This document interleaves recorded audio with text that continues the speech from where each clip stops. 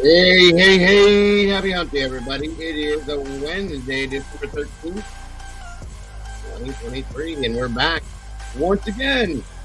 We are going back to Idaho. Have a little conversation, a little out of the norm. As you can tell, DNA is real, and I do believe it is Brian Koberger, and we're going to talk about that and some other things with it. Thank you all for joining me today. I am super excited to see you all so very much, and let's get this show on the road.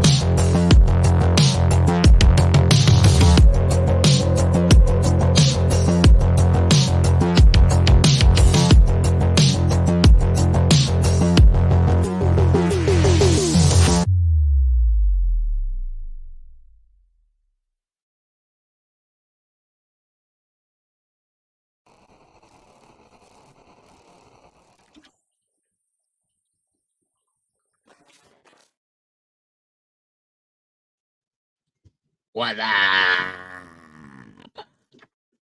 What's up? How we doing, guys? What's going on? What's happening? What's new? What's old? What's good? It's cold.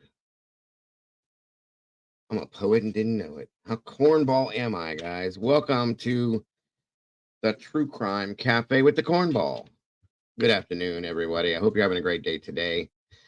Thank you so much for joining me today. I appreciate you guys, as always, very, very much. Hope everybody had a great night last night and a great start to your day so far today. So, guys, come on, grab your coffee, tea, whatever it may be. Come in here, sit down, have a conversation with me. As it shows in the title, guys, yes, we are going back to Idaho. We're going to have a conversation about DNA. I've never had one of these talks. I know lots of people are kind of overhearing about Idaho. I'm kind of worn out on it myself, but this is something a little different, and I got to give it to Sarge for bringing this to my attention. I never really thought of it. I mean, I did, but I didn't, not in depth, and it really does make some sense to me to think about it like this after finding something or realizing something that was found at, Bryans' house, his parents' house, when he was arrested. So interesting, to say the least. I think CLUEMINATI, by the way, if you guys haven't checked out their channel, please do, guys. Great channel over there. I got a newfound love for Clue's channel. I watched it here and there, but I really have been watching a lot more recently, and I think she's about as real can get, guys. So go check out CLUEMINATI's channel, if you will. I respect them both very much. So I love the way they go back and forth. It's really cool. So if one of my amazing moderators could drop that link so we can share that out to anybody that does not know CLUEMINATI's channel, please do go check her out. Her and fiance, as she calls him. I love it. Great stuff. Much respect to them. And she was talking about something the other day that she brought up the list of things that was taken from Brian's parents' home, I believe it was. And it was something I didn't even know was even put into evidence or any of that. You know what I mean? I was a little surprised. So we're going to get into that here in a little bit. But before that, I'm going to irritate some people here and take some time to see who joined us today. Yeah, it irritates people, I found out, when I sit and take some time to say hello to everybody. So I want to irritate anybody I can when I do that. Welcome, everybody. Thank you, Brandy. There's Clue's channel right there, guys. Please go show some love. Subscribe. Check her out. Looks like Susie Storm in the house. Welcome back, Susie. It's great to see you. Miss Brandy B, of course. The OG's in the house. The lovely Miss Ashley Nicolette in the house. Welcome back, Ash. Good to see you. CR, welcome back to you. Bombshell, what is going on? Drink that coffee. Good to have you here. Good to see you.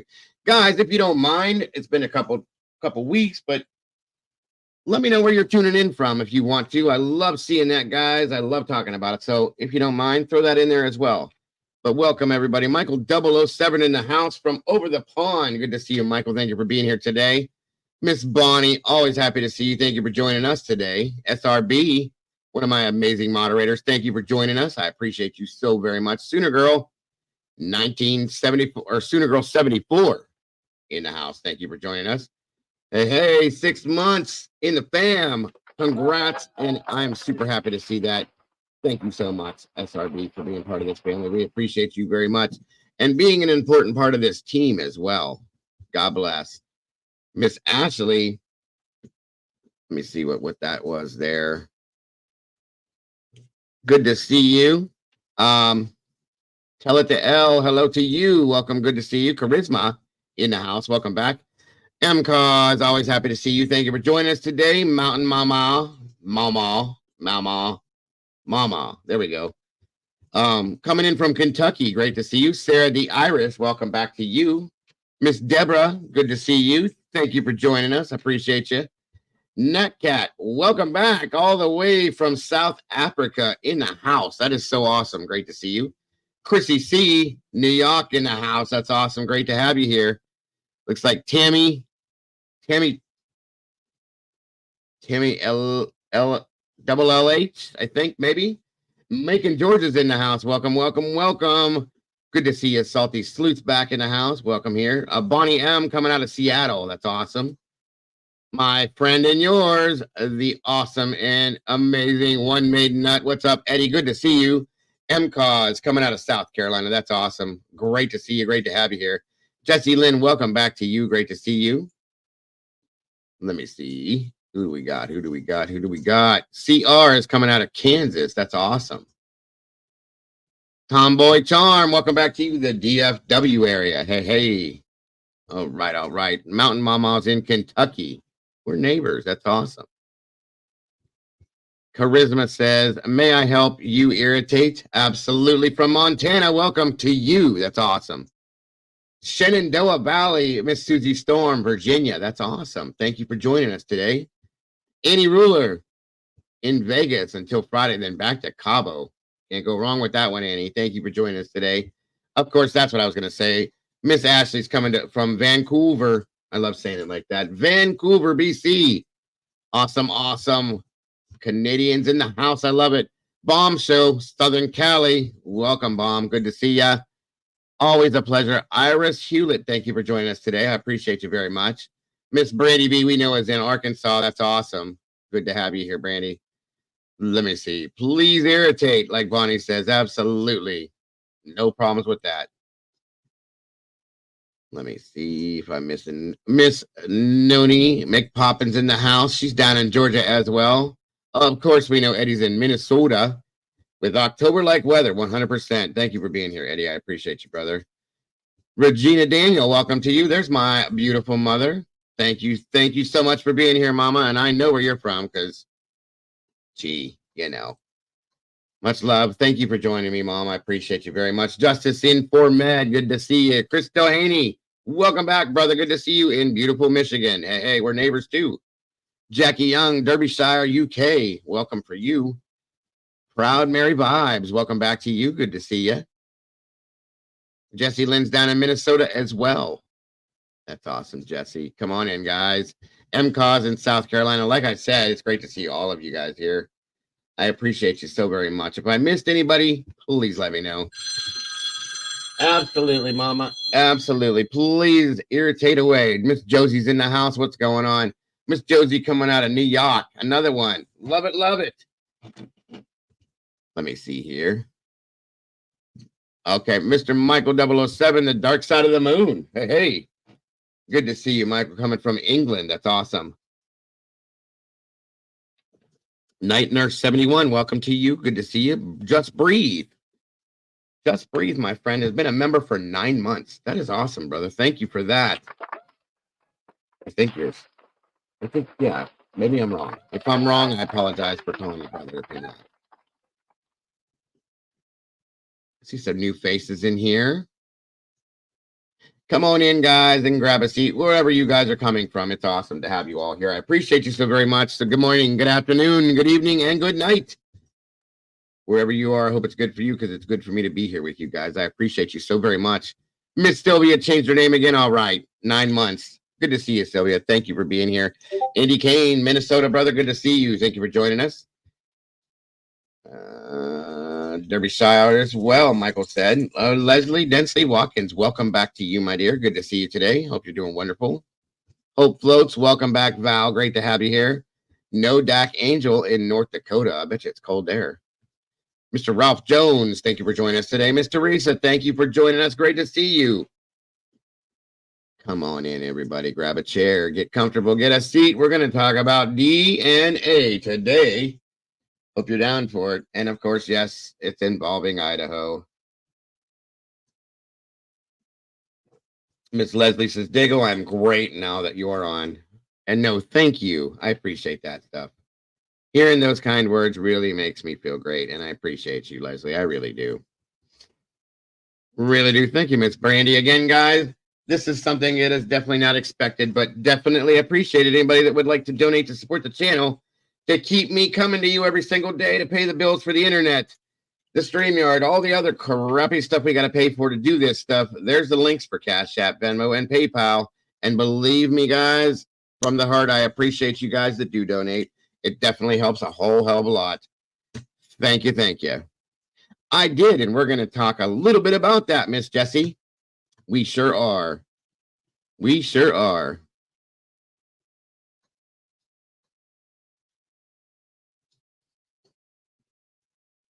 Let me see here. Making sure I didn't miss anybody here. I know I sound like a used car salesman. Non-stop, and then poof, you just stop. Would you look at that? Would you look at that? Just look at that. Looks like Miss Deborah's coming out of Canada as well. We got some awesome Canadians in here. Night Nurses, West Virginia. That's awesome. You guys are having a great day today, and I hope it's not too cold for you wherever you are, because it's chilly here. Would you look at that? Newman 25's in the house. Welcome. Good to see you. It was interesting, Jesse. We're going to look at it. We may review that. Harsh has been putting out some interesting stuff.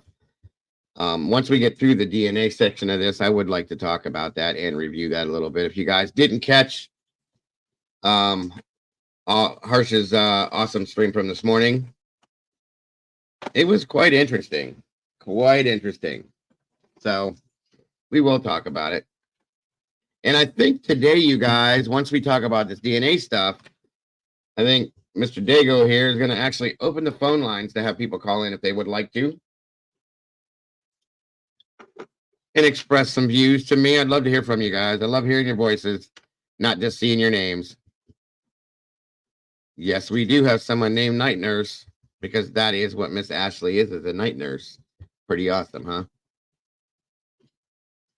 I'm sorry, Bonnie. Well, hopefully I can get rid of some of that gloom around you and make you smile a little bit today. That's my hope. Rusty, what is going on? Good to see you today. Thank you for joining us. Party of Fives in the house.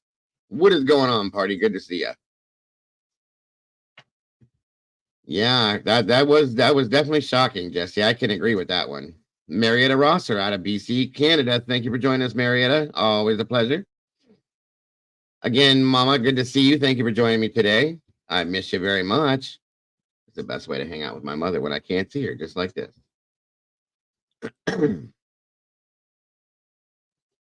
Night Nurse, yes. I don't know if you knew, Miss Ashley, but my beautiful mother, she's in here with us. She's a nurse as well and has been for a long time. We got love the nurses, guys. I appreciate you guys so very much for all that you guys go through and all the hard work you guys put in taking care of us. God bless each and every one of you guys so very much. I am doing great, party. Thank you for asking. Mr. Jesse in Thailand still. That's right, my brother. Good to see you, friend. Always love when Jesse jumps in here. Wouldn't want to be anywhere. I wouldn't either, buddy. After I've done a couple of the live cams from Thailand. I think I would enjoy being where you're at as well, my friend. Miss Bonnie Bailey, it is a beautiful sky here in Ontario, but cold as heck. Hey, I'm just wonderful. Absolutely ecstatic to see you in here, Bonnie. I love it, love it, love it. Thank you for joining us today.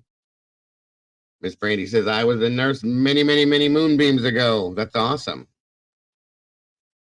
That's a fact. That is a fact. I could never fake being sick because my mama knew. She knew. That thermometer came out, and I'm not even going to tell you where it would go, but you know how that goes, guys. Curious Cat, welcome back. Great to see you. Thank you for joining us today. Wendy Nelligan, same to you.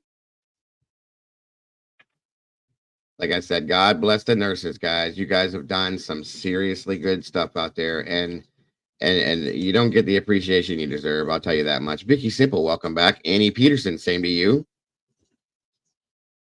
I used to nurse until I went into law. Hey. Nothing wrong with that. Either side of the fence is good stuff.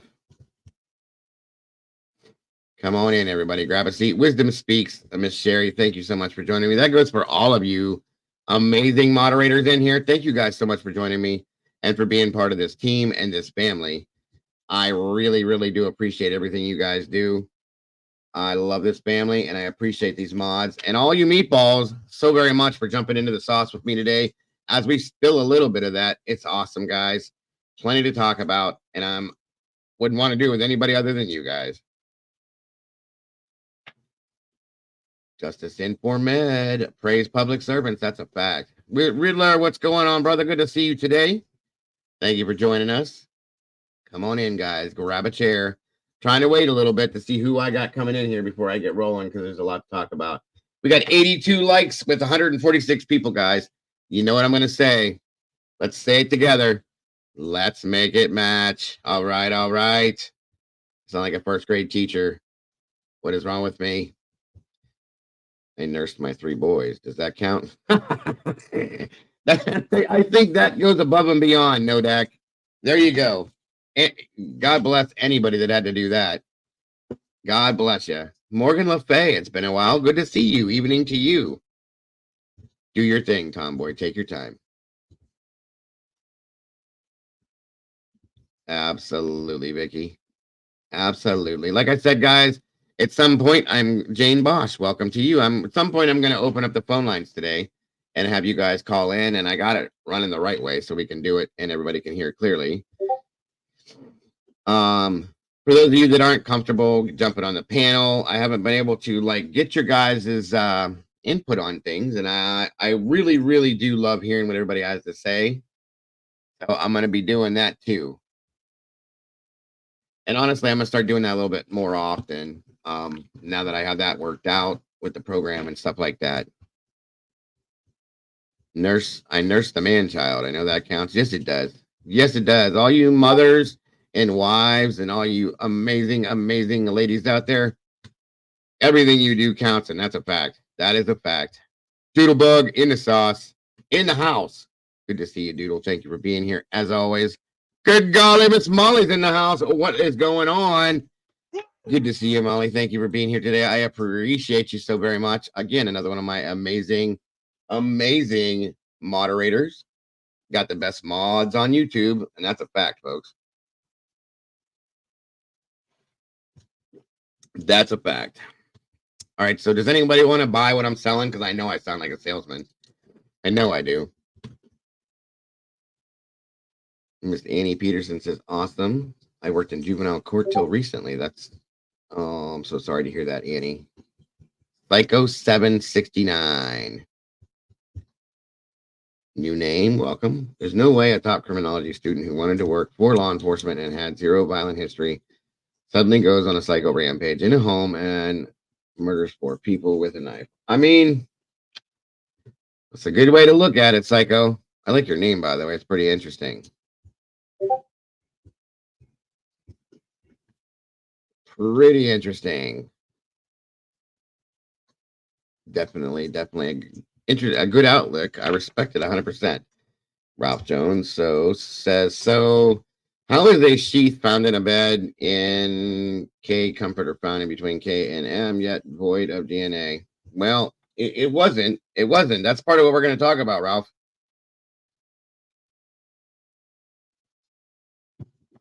Well, hi there, Sweet Surrender. Thank you for being here today. Let me see here. Absolutely. Absolutely doing the call-ins, Ash. Absolutely doing it. I haven't done that with you guys a lot, and I feel bad. I had problems with my system getting it to work right. I think I got it down, so I think we're going to start doing it more. Molly Darrell, love it. Bry guy in the house, Brian Hoffman. What's going on? Good to see you. Good to have you here. Just saying, good to see you as well. That's right. We got that transfer DNA in the sauce. Leave a little bit of that on the like button. A little bit of that on the like button on your way in the door, if you will. Hoffy Meister, good to see you, sir. It's been a while. Thank you for joining us.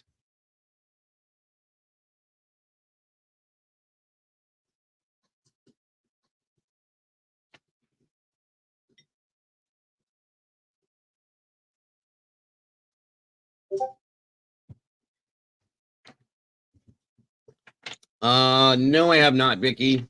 I have not.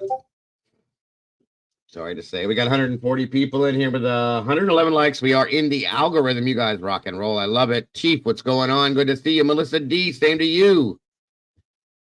Oh, no, I got you, Ralph. I got you 100%. My apologies if I misinterpreted that. I'm wondering if Sarge is jumping in here today.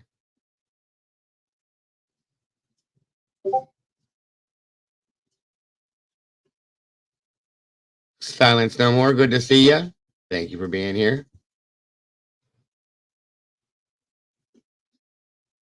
So, oh, yeah, let me pull that part of that up real quick here if I can find this. Give me 1 second, guys. Bear with me.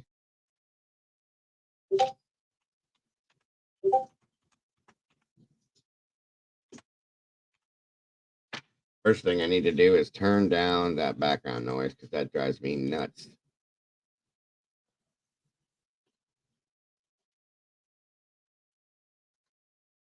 There we go. And there that is. Let me bring that down. 1 second, everybody. Bring that up. Move that over. And we're on. We're moving along. Like I got some new subscribers in here. That's awesome. Awesome, awesome, awesome.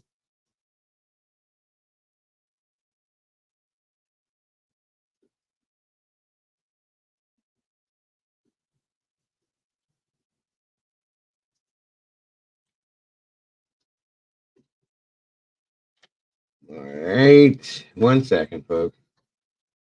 Bear with me, please. All right. Once again, I hope you guys are having an amazing day. And I appreciate you guys taking time out of that day to stop in here and hang out with me as we do this.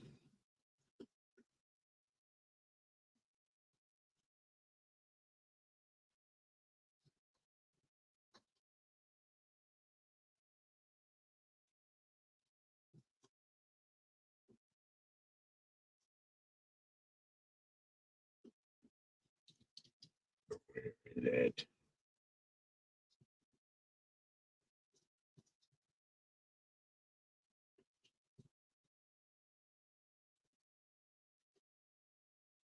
Okay, I don't know.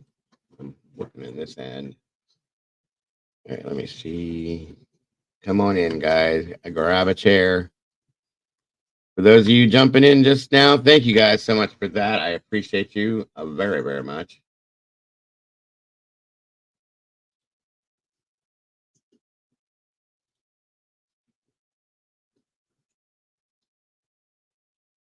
All right, I think that's it. 1 second here.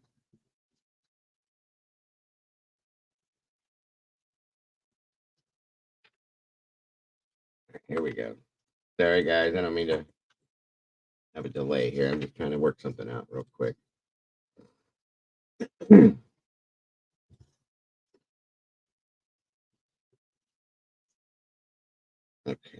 There we go.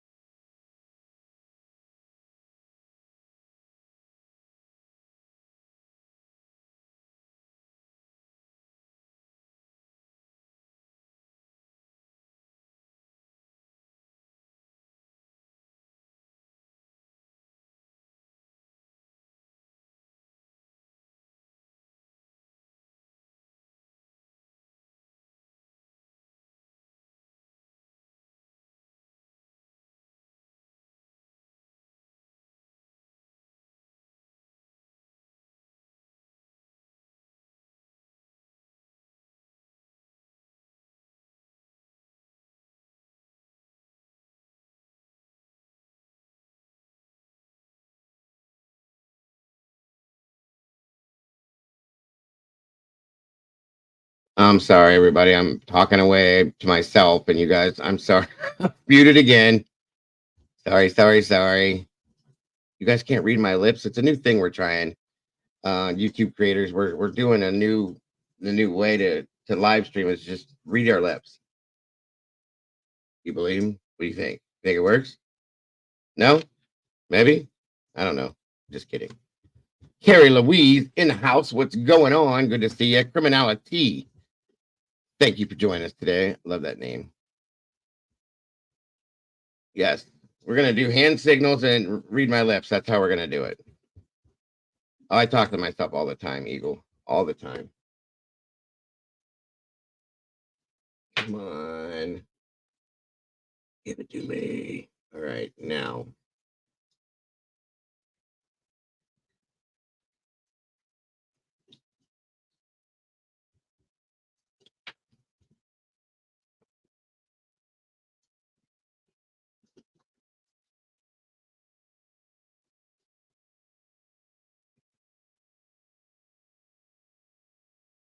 There's so many documents in the Idaho case, you guys. So many. It's almost damn near impossible to find them. It takes forever. I'm looking though. I got it. It's in here. I just got to get it out.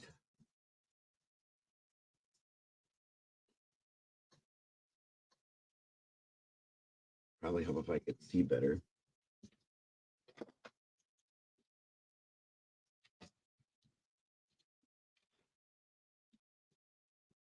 All right. Where's it at? Be right around this area here.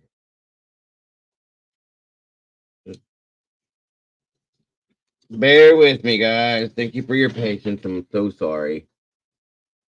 Meanwhile, it gives time for anybody else that's jumping in here that wants to. We're at 183 peeps in here now, so that just means there's more people. Come on in the door. Is it under November? No. Hold on.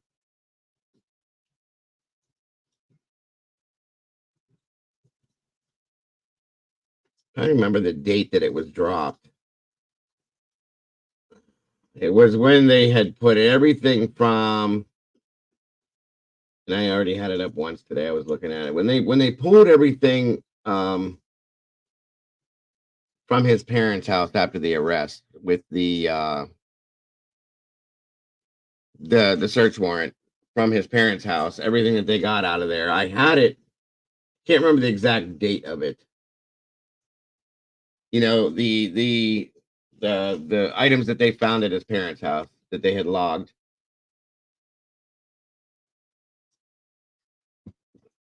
I should have downloaded a different copy of it to have it as a like a solid file, but damn it.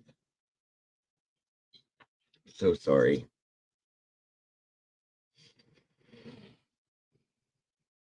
Thank you, Hoppy.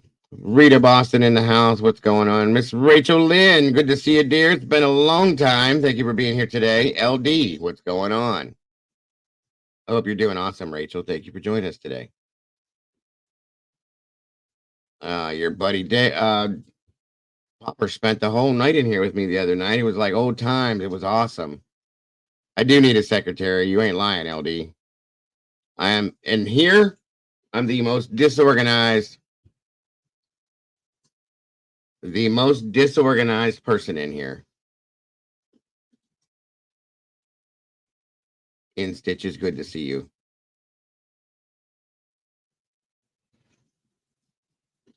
Yeah, I'm trying to find the document that has the items listed that were found in his parents' home. I thought it was right in here with the rest of these that I had, and I can't find it. Where the hell is it? Where are you?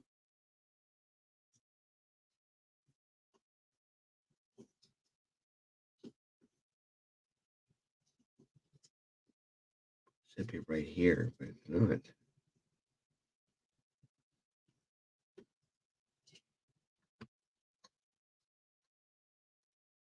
Hey, Sleuthie, what's going on? Figures one of you guys probably would. 58 through 61. I do need a secretary. You guys have no idea. There's so much stuff. And I'm just not good at organizing it. I'm so sorry, guys. You deserve better. You definitely deserve better. My apologies. Time-wise, especially.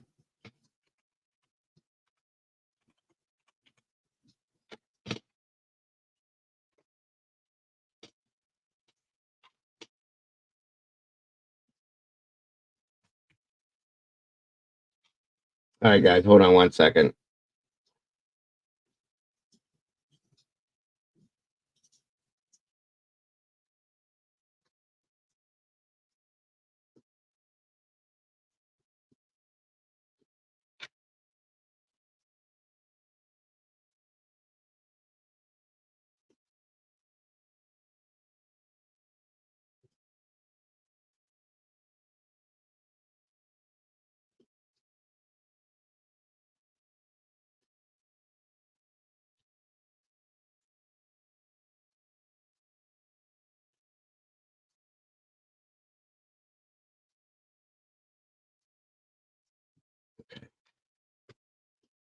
That up.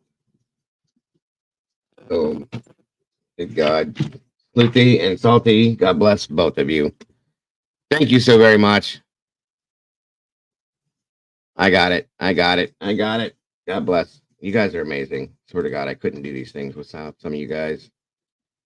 Please know that. Okay, guys. Actually, I need these now. All right, so here we go. Application for search warrant and authorization is a copy. Through the Commonwealth of Pennsylvania. If you guys remember when they raided the house, per se, arrested him, at his parents' house. Again, thank you, Sleuthy, so very much. I appreciate you. They found a list of things, okay? All right. And where are we at here? Okay. Receipt for property. Please let me know if you guys can hear me okay. Thank you, Hoppy, so very much for that, my friend. God bless, and I do appreciate it so very much. All right. First of all, we need to have a handwriting lesson for the person that wrote this out, but damn. 119 Lambden Drive, Albrightsville, Pennsylvania. That is Brian Koberger's family home. Okay, his parents lived there. That is where he was when he was arrested, everybody, as we all know. And then they, obviously, as you can see, backing up here, got a search warrant to search the property, the premises of where he was. It is bad. It's very bad handwriting. I think my granddaughter writes better than this, but hey, it is what it is. We'll do our best. Karma Police, welcome back to you. Good to see you. So, MIA, good to see you as well. Anyway, they came out of the home with a slew of things that they recorded here. Number one, a knife. Number two, a book with underlining on page 118. AT&T bill for Brian Koberger. Glock 22 Gen 5 40 caliber gun. It's a handgun. Smith & Wesson pocket knife. Folder containing vehicle paperwork. Acer laptop. Green leafy substance and green container. Jesus. Again, thank you, Hoppy. Document. White paper with password. Power cable. Cell phone. 3 Glock 40 caliber magazines, empty. Black face mask, prescription, black gloves, black hat, black mask. Where's it at? Where's it at? Where's it at? There's a thing in here I'm looking for. Where the hell is this thing? I saw it once. Oh, there's more. Okay. New Balance. Tennis shoes, dark color jacket. Jacket. Okay, come on down here. Criminal psychology book. Because that's what he studied in school. That's what he was a teacher of in school. Okay, God, I can't see it to save my life. No, this is getting even worse. Drawing and black gloves. Come on, let's get down here. Word document. A lot of stuff, you guys. They found a lot of stuff here. All right, here we go.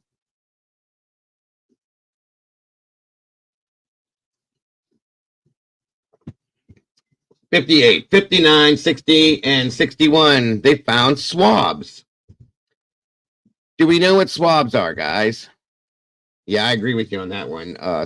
Salty, page 118 is interesting. But we know what swabs are, okay? Like a Q-tip type swab, right? None of the things, I agree with you on that, Jesse. None of the things made me think killer either, but hey, you never know. New Balance is great shoes. But anyway, we got, looks like 1, 2, 3, 4 swabs, buccal swabs, okay?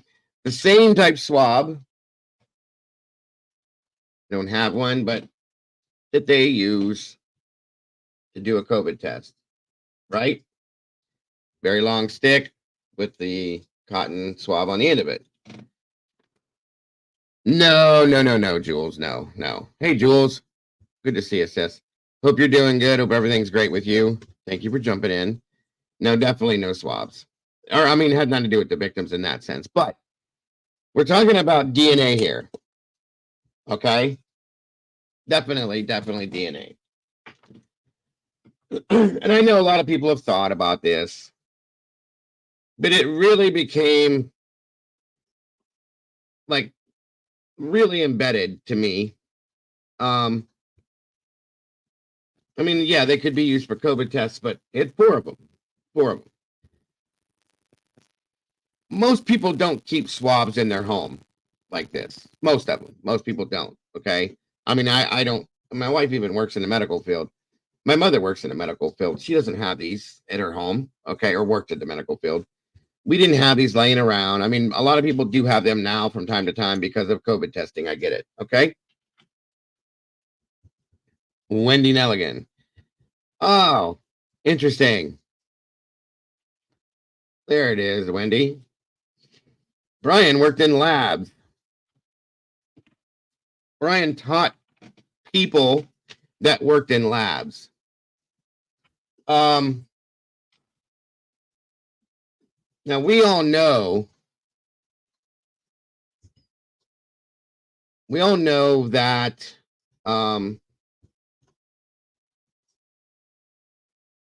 what Brian was going to school for, how much of it he worked for, okay, or went to school for.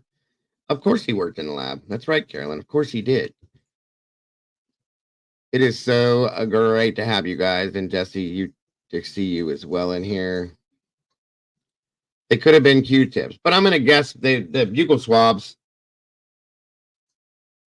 are a little different. You know, I think it would have probably said Q-tips. I don't know. I would imagine it would have said Q-tips if they were just regular Q-tips.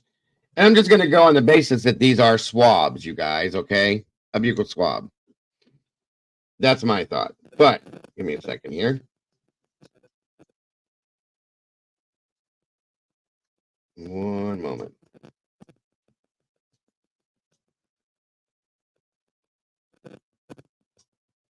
So, as we all learned about DNA, okay, and about this DNA, this transfer, touch, whatever you want to call this DNA, we learned that it's a dangerous thing, and everybody was very surprised about this and how dangerous this thing can be. Okay, that's what I'm thinking. I think it would have said Q-tips if it's not, because a swab is a little bit different. It's kind of specific, in my opinion. Yes, and we know that Brian worked. Brian worked in labs. Brian probably had what they call lab in some of his classes in the lab. Okay, and we know that Idaho has the cotton swabs, Q-tips, whatever you want to call it. Either way, I'm just going to venture to say that, to be specific, that they have 1, 2, 3, 4 of these, that they made a big deal about it. I think if I would have found a pile of Q-tips, it would have been Q-tips. You know what I'm saying? That's all. That's what I would have said. And I could be wrong, guys. You take it for what it is. Okay. I'm just using this as it, a basis to explain what I'm explaining to you. The swab really doesn't have anything to do with it. Whatever it is, it doesn't. I'm just guessing that they were those longer swabs. Okay, I'm gonna imagine. So, with that being said, obviously he worked in these labs. He taught probably in these labs. They had lab in these labs, and he also taught a lot of people that was. They probably should have. They probably didn't know that buccal is a thing, but whatever. Um, Either way, that's really not a big deal to me. And that's kind of what I'm saying. The point is they probably wouldn't take random ones from the bathroom. These must have had something noticeable on them, or the fact that they were there in general. They just grabbed them. They don't look like.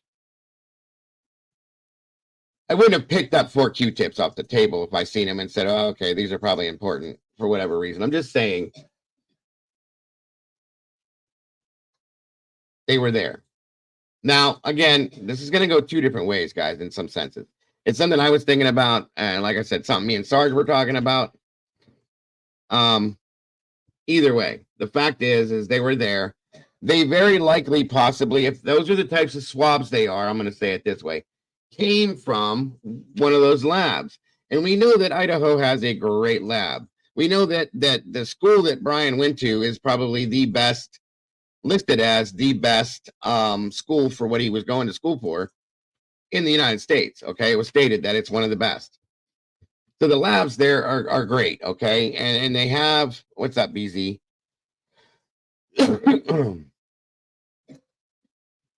Okay, and Shelly, good to see you too. So we've talked about this before. We talked about the rundown about how the DNA works. Okay, we were all kind of blown away. Okay, blown away about how easy it is to transfer DNA in this way. Now, granted, that's why I'm saying, guys, I'm gonna tell you right here. I wholeheartedly believe that's Brian Kohberger's DNA on that sheath. Absolutely, without a doubt. There's no argument that that's Brian Kohberger's DNA on that sheath to me. Okay. But we also do know that how minute of amount it is. Now, reading into the DNA stuff, okay? You guys have seen this. We've talked about it. I'll show you here. Let me say, after you've seen this now, so that's not important now. 1 second here. One moment, guys. Let me pull this back up on this side of things.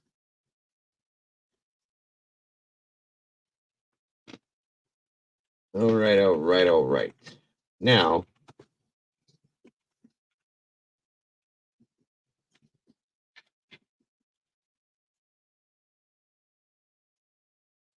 all right, where's it at?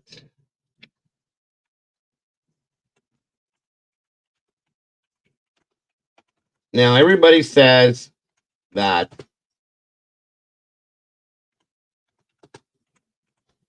okay, this is Brian Kohberger, or they don't say, I'm sorry. A lot of people do say this, but Brian Kohberger is in custody for these murders. I'm sorry. Okay. We know that the transfer DNA is such a minute amount. Thank you, Zelda, and welcome. Okay. It's such a minute amount, and it's become a large thing nowadays. Okay. And is everything okay over here? Sorry, guys. So anyway, it's a very, and again, thank you, Zelda, for that. It's a very minute amount. So, and they did a whole thing on this. They showed it in a bunch of different videos about this stuff and so on and so forth. Okay. And let me show you here.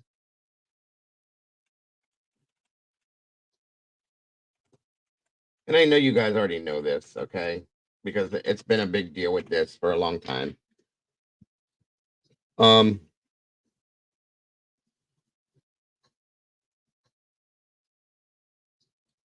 me see something here.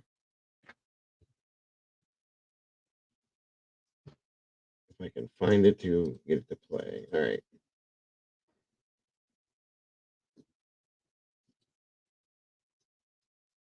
And I know this is going to seem kind of dumb, but I'm getting ready to show you guys. Just bear with it for my... Answered from the yellow person to, in particular with forensic science. And it's the topics. Okay. And like I said, guys, I know you know this. Okay. You guys are smart people, and you guys have talked about this. We've talked about this. You guys have seen this forever and ever and ever and ever. Okay. Since, halfway through this case. So bear with this here for a few minutes. Surrounding secondary DNA transfer, particularly with forensic science, and it's the topics surrounding secondary DNA transfer. And what the kind of image shows here is two people shaking hands, and you can see that the DNA was transferred from the yellow person to the red person here, and now they each have each other's DNA. So to what extent can this actually happen on potential evidence? That's what this kind of looks at here. So first off, how did DNA get there? So advancements in DNA testing are overall fantastic. It's important to be aware of all the limitations in terms of determining how the trace DNA arrived at the location and how long it may have been there. This includes things like door handles and elevators and keys. It cannot be assumed that if your DNA is located at a crime scene, you must have been present and you probably committed the crime. And that's a misnomer that a lot of people make. If you find your DNA, you're assumed to be there. You're assumed to have committed the crime. You have to get away from that. Investigators have to look at other evidence surrounding the case, both circumstantial and physical. Considerations must be given to the fact that the DNA could have arrived on the evidence incidentally, or it could. Now, one of the big things with this, guys, is this little bullet point right here. It cannot be assumed that your DNA, if your DNA is located at a crime scene, that you must have been present. And you probably committed the crime. We know that already, okay? And we have known this, okay? Investigators must look at other evidence surrounding the case, both circumstantial and physical. Considerations must be given to the fact that the DNA could have arrived on the evidence innocently. I like that word, innocently. Or it could have been transferred via a secondary transfer event. Okay, so moving forward, I'll let him talk now. Could have been transferred via a secondary transfer event. That's what we're going to talk about here. So there's two studies conducted. This is the first one from 2016. And at the bottom here, over here, I've provided the link and the citation. So this study looked at, could secondary DNA transfer falsely place someone at a crime scene? So this study evaluated whether increased sensitivity could lead to the detection of interpretable secondary DNA transfer profiles. So after 2 minutes of hand-to-hand contact, participants immediately handled assigned knives. The swabbings of the knives with detectable amounts of DNA were amplified, and DNA typing results indicated that secondary DNA transfers were detected in 85% of the samples. So in 5 samples, the secondary contributor was either the only contributor or the major contributor identified despite never coming in contact with the knife. So this is kind of a little bit of alarming, especially early on, that, for example, if you shake hands with someone and then that person then touches a knife, even though you never touched the knife because you touched that person, they're transferring your DNA to that particular knife. So this study demonstrated the risk of assuming that DNA recovered from an object resulted from direct contact, because this is clearly secondary contact. So you have never touched the knife, your DNA shows up on the knife, and they immediately think you were at the crime scene and you committed the crime. So this brought up some interesting discussions in the scientific community. You're absolutely right, but hang on. Now, a 2017 study, so a year later, an investigation into the deposition and persistence of directly and indirectly transferred DNA on regularly used knives. So each knife was handled by a prescribed manner and by a specific participant over 2 consecutive days to simulate regular use. That was the basis, or that was the protocol used for their study. Each participant then shook hands for 10 seconds with a fellow volunteer and immediately stabbed one of their knives into a foam block repeatedly for 60 seconds. So here they shook hands with someone for 10 seconds, grabbed the knife that they'd be using, quote, for 2 days and simulated stabbing a foam block for approximately 60 seconds. The DNA was recovered by mini-taping from triplicate sets of DNA knives handled from the 4 pairings of volunteers after regular use, and at 1 hour, 1 day, and 1 week after the handshaking and stabbing events. So this is how they were able to collect the DNA at different time points. Now, the recovered DNA, the total amount of DNA recovered from the knives regularly used by the single person varied among individuals. One volunteer consistently deposited significant greater amounts than the others, with another volunteer did not always leave a complete profile on the knife handle. Shredders, and I put that in quotes, those are a term often given to people who naturally leave or shed more DNA. So if you're a shredder or a high shredder, you're leaving more amounts of DNA for whatever reason. DNA attributed to the regular use persisted for at least a week, declining with increased time between the deposition of DNA and the recovery, which makes sense. Over time, DNA is naturally going to degrade, and as they looked at longer periods of time, less and less DNA was found. So the non-donor DNA was co-deposited at less than 5% of the profiles recovered. And let's remember how much of the DNA was found on the sheath of Bryans. Okay, just keep that in mind. That's all I'm saying. Deborah Thompson, welcome to you, and thank you for joining us today. I appreciate you very much. Very much. So except for one volunteer who consistently left DNA from their romantic partner on their knives at approximately 25% and 11% of the profiles before and after handshaking and stabbing events here. So it's important that here's someone that wasn't even participant in the study, and they ended up having their DNA show up on some of the knives through this testing. This is why secondary... That's someone that did not even participate in that. If you guys caught that, that person did not even participate in the study, and their DNA ended up on there. Okay, again, keep that in mind. Nobody's listening. Well, I'm sorry, guys. If I'm boring you, I don't mean to. I'm really just trying to. I thought this was really interesting, and it goes along with something else we're going to talk about in a few minutes too. I know this is kind of boring. To me, it was really interesting, and it gets. You'll see. It'll be worth it here. I don't want to bore anybody. I really don't. I'm so sorry. Transfer can be something that needs to seriously be looked at and investigated, because just because you find DNA there. Oh, I just seen somebody had said nobody's listening. I was like, oh, okay. No big deal. Bonnie, congrats for 7 months of being in the sauce with us. I appreciate you very much. Doesn't now mean even that person necessarily was present at the crime scene. So let me back that up just a tinge again.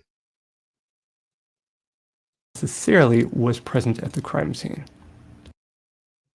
Having their DNA show up on some of the knives through this testing. This is why secondary transfer can be something that needs to seriously be looked at and investigated, because just because you find DNA there doesn't now mean even that person necessarily was present at the crime scene. So the results from their study here, in 3 pairings of volunteers after the handshaking and stabbing events, alleles that could be attributed to the respective handshakers' profiles were detected in partial minor profiles, equating to about 10% of the profiles recovered. For the 4th pairing of volunteers, only complete single-source DNA profiles matching the regular users' profiles was recovered.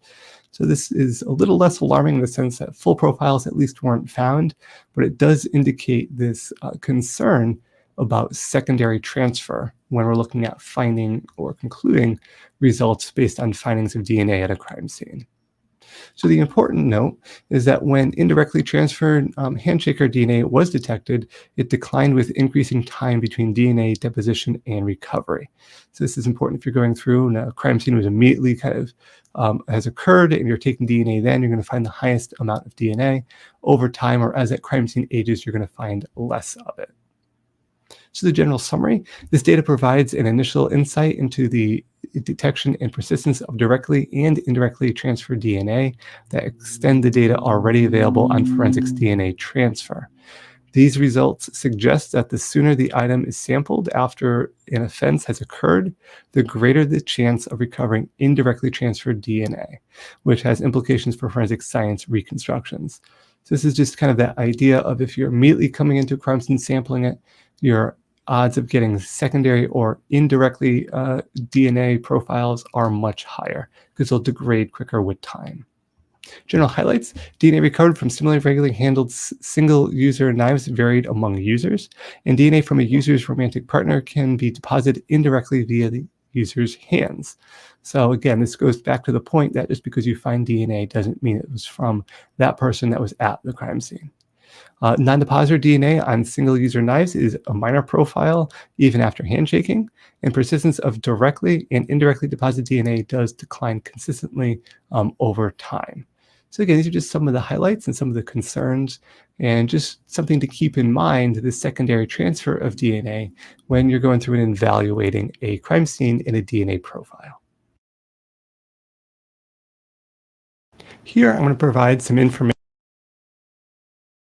All right. All right. Thank you guys for bearing through that. I love this kind of stuff, you guys. The science aspect to this, it'll rack me up like a yo-yo around this thing, okay? It's very interesting. And I know a lot of you guys know this, and we have looked at this, heard about this kind of stuff. And Cynthia, thank you for joining us today. Okay.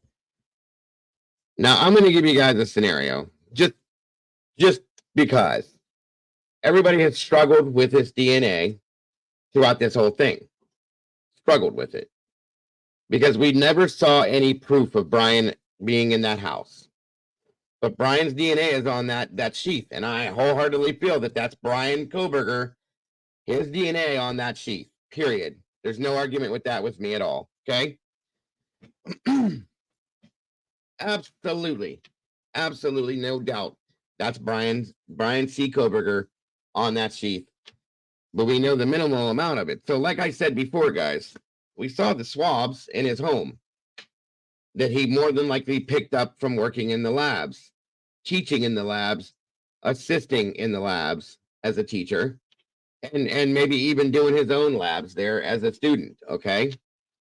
Which means he's been in and out of the labs, but more importantly, he has, hey, what's up, Tommy? Exactly. But more importantly, he teaches other students that are in and out of those labs.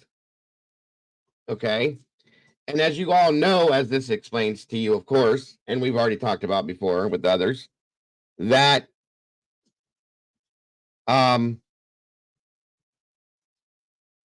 it's such a minimal amount on the inside of the snap that we were told, okay? Once again, this isn't exactly like what they had, guys, but this is what I have. So that is the snap on the sheath for this knife, okay? And it's a little bit different than the knife that was found there, but it was inside here. We'll just say that, just a few skin cells inside here or here.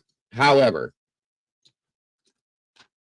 this sheath was sent to a lab in Idaho, you guys, to be tested, which is how they found this, okay? And once again, we know that Brian and the students that go to these schools use that lab, I'm sure, for labs, for training, for classes, for whatever you want to call it. Also, again, I'm going to say this again, Brian interacts with many students in these classes that go back and forth through these labs. Any single person, a jacket, people wear coats in the wintertime, gloves, hats, scarves. It doesn't have to be, and we know that the DNA found is not saliva, blood, semen. It was skin cells. Skin turns into dust when it flakes off of our bodies. We know that too. It's all over our homes, all over wherever it lays, right? Okay. So, sorry guys, let me move that for you. Why is it so hard to think that this guy brushed off on somebody, touched something on somebody, somebody touched him, touched his jacket, any of that kind of stuff. Okay, I know that, Hugh. I'm just saying, like, there's different variations of what this is all about. But, okay, so we have, like, let's say we have a piece of paper, or a lot of those swabs are contained in, you know, those paper encasings that you open up to pull it out. Any of that kind of stuff that these people go back and forth between the labs, the classrooms, and they interact, they brush up against each other, they touch different things, pencils, papers, so on and so forth. And it's such a small amount of DNA. And be honest with me, guys, how hard could it be to transfer that from one thing to another? How hard could it have been that knife sheath touched something that somebody else touched that Brian touched? Okay. I mean, there's another option there too. Yes, he could have given the murderer a ride that night, which is why the DNA is on the sheath, but no victim DNA is in his car, dropped them off, but didn't pick them up. Something I've thought. Yeah, I can go with that too, Jules. But I'm not even going that far. Okay. I'm just saying it didn't have to be anything even like that. Okay. It could have been somebody that he has been around in a classroom and in the lab itself, or not even the lab. Somebody in the classroom. What's up, Danger? Good to see you, buddy. Okay. And if somebody touched something on this, it's such a minute, small amount.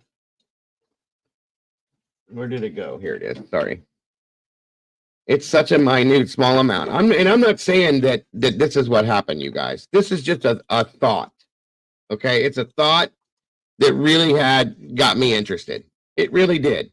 The science behind this and the possibilities of this, it blew my mind. Okay.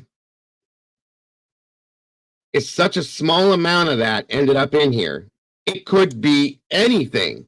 And there's no way to prove it. That's the problem. There's no way to prove it. Because I'm going to say this. If Brian did this, okay, because I'm still on the fence, guys. I'm still on the fence. If Brian did this, with all the background that this guy has, first of all, I would think that he would wear gloves at any given time. If he's going to use this weapon to do what he wants to do, he's going to clean it the best way he possibly can. And granted, things can be missed. I get it. I absolutely get it, okay? Nobody's perfect. But let's think about that, though. Nobody's perfect. If Brian Kohberger committed this crime, he's got to be damn near perfect to get away with everything the way he has, to not bring any DNA home to his home, his car, his office, his parents' house at all.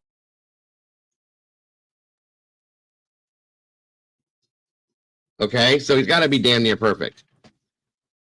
But once again, guys, I wholeheartedly, truly believe that is his DNA on that sheath.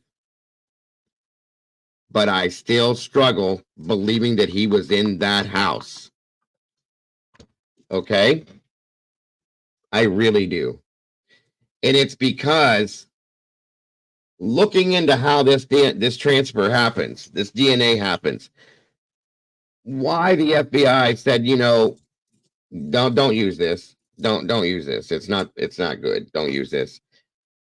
And we know that the lab was used for everything, the same lab, because it's one of the best labs around, and it's local. So, you know, that's what I'm saying, guys. This is the biggest thing about this thing, is how this got here. And nobody has to agree with this. You don't have to at all. It's not going to upset me. It's just the science behind it really, really, really, really got me. Okay. Thank you, Brandy. Really, really got me. And I really wanted to talk about this. I mean, it's not so far-fetched to think that this guy, Brian Kohberger, sitting in jail right now, never touched this. Ever. It's not that hard to believe. And I struggled with that for a long, long time. That he had to touch this. He had to be involved, that he had to do this. But he didn't, you guys. He didn't have to touch this at all. He didn't have to have anything to do with it. He didn't even have to know that this ever existed. Not at all. Absolutely, Jules. That's absolutely. That man did not even have to know that the knife sheath, ever existed. And it just blows my mind, because I would love to see there. Like I said, there's no way to prove this, you guys. I've had so many people send me emails, phone messages, this, that, and everything else. Well, Brian had to do it because he had to be in the house because they have him in custody. He had to be in the house because they have his DNA. He had to be the murderer because his DNA is on the sheath. For anybody that never understood that, I know a lot of you guys know that already, but for anybody that never understood that, that is not true at all. Okay? And then if you go along with, hold on a minute here.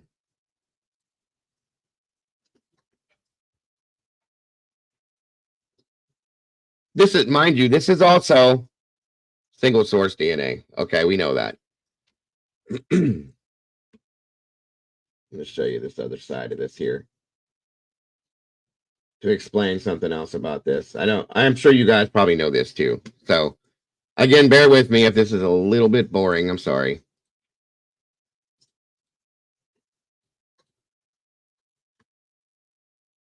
Index system or code. Here, I'm going to provide some information on the Combined DNA Index System, or CODIS. Now, what is CODIS? Well, CODIS is an electronic database for DNA profiles that can identify suspects. The DNA profiles from individuals convicted from certain crimes, such as rape, murder, and child abuse, are entered into CODIS and help officers identify possible suspects when no prior suspect exists. So it's this kind of index, this kind of file, this kind of database that can be used. So when comparing target DNA to the records, CODIS was designed for this purpose. It was designed to compare target DNA record against DNA records contained in this large database, an ever-growing database. Once a match is identified by CODIS software, the laboratories involved in the match exchange information to verify the match and establish coordination between the two agencies. The match of forensics DNA records against DNA records in the database may be. I know that, Harlot. I'm just showing you something that was a basic on it. But I know what you're saying, and I think everybody else did too. That's why I didn't speak on that. But thank you for that again. Used to establish probable cause to obtain an evidentiary DNA sample from the suspect. So this is kind of a way that they can kind of get the warrant for trying to get into DNA if they have a reasonable cause. And law enforcement can use this as documentation for that court order to collect the biological sample.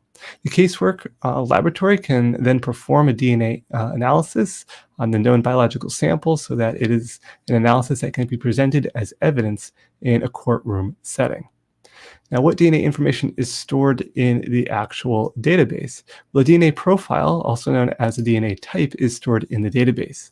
For forensics, STR DNA analysis, short tandem repeats analysis for DNA profile consists of 1 or 2 alleles at the 20 CODIS core loci. So it's kind of that kind of rapid DNA in the booking station, being able to take a swab of someone and get that information into the database.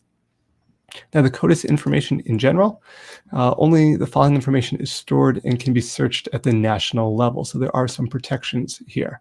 The DNA profile, which is a set of identification characteristics or numerical representation at each of the various loci, is analyzed. The agency identifier, or the agency submitting the DNA profile, so be able to trace and know where that came from. Also, the specimen identification number, generally a number assigned to sequentially at the time of sample collection. This number does not correspond with the individual social security number, criminal history identifier, or correctional facilities identifier. So it's kind of an independent number, it doesn't match anything else. the DNA laboratory personnel associated with the DNA profile analysis. So a lot of this kind of information is collected to not only allow the specimen to be identified, but to give some idea of where the DNA profile is, who's the agency identifying it, and who's the laboratory personnel that worked on it. Now, protecting this data. That's actually a really good question, Snooper, that I've wondered myself for a long time. Like, I understand that if they have a suspicion of something, that, yeah, they're going to go look and get a second opinion, I guess we'll call it. That's the second half of your question is a good point, though. Was all the evidence tested at both labs? Good point. Base. The computer terminals and servers containing the CODIS software are located in a physically secure space. Access to these computers is limited to only those individuals authorized to use CODIS and approved by the FBI. So the physical storage computers are well protected. Communications between participating federal, state, and local laboratories occur over a wide area network. Okay, most of that, you guys, it's just a waste of time to watch because, like I said, a lot of this stuff. Mrs. Kelly, welcome back. Good to see you. Most of that stuff you guys already know. So, 1 second here.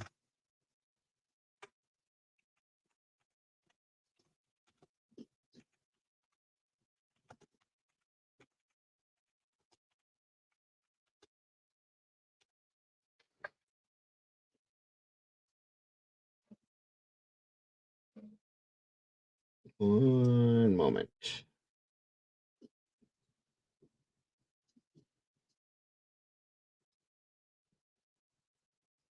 Oh, there it is.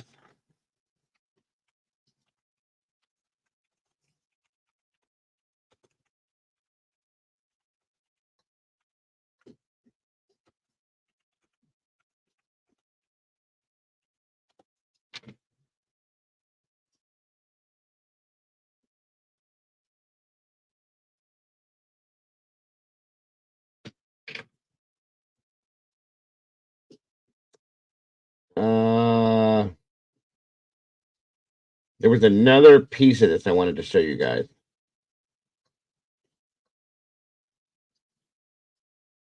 Two, actually. Where's it at?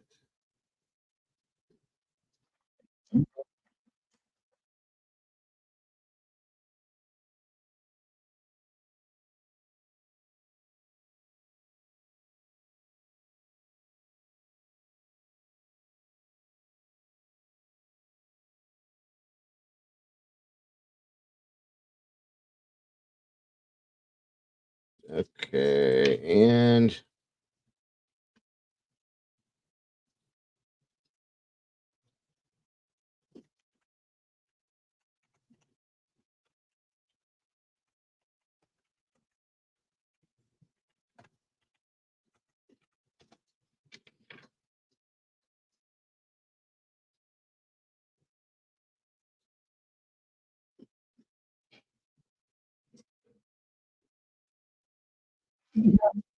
okay, sorry, guys.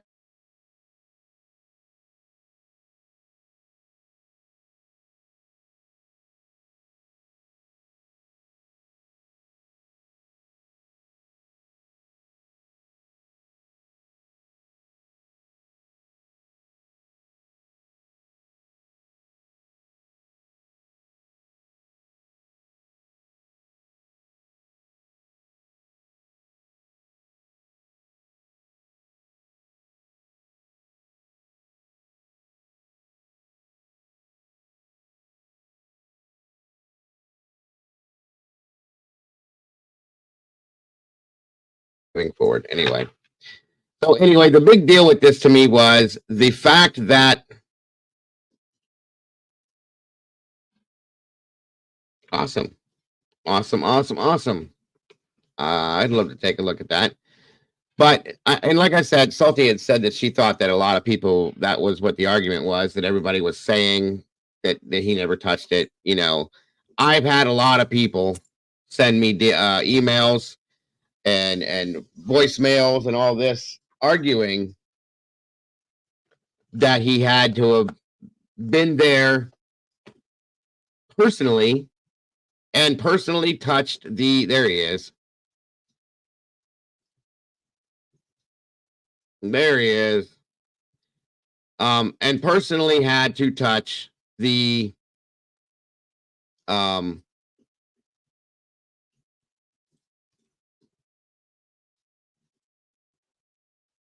there you go, Sarge. If you want to jump up here, you're welcome to. Touch the sheath himself, okay? And this is what Sarge and I had a conversation about yesterday, quite a bit of it. And like along with the stuff that I showed you guys, so on and so forth.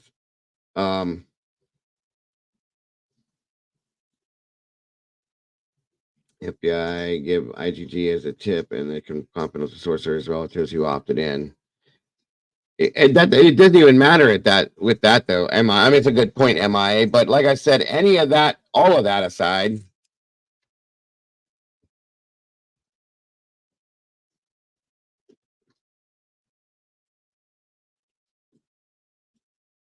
the sheath, and that's not true. What are you saying? I see you.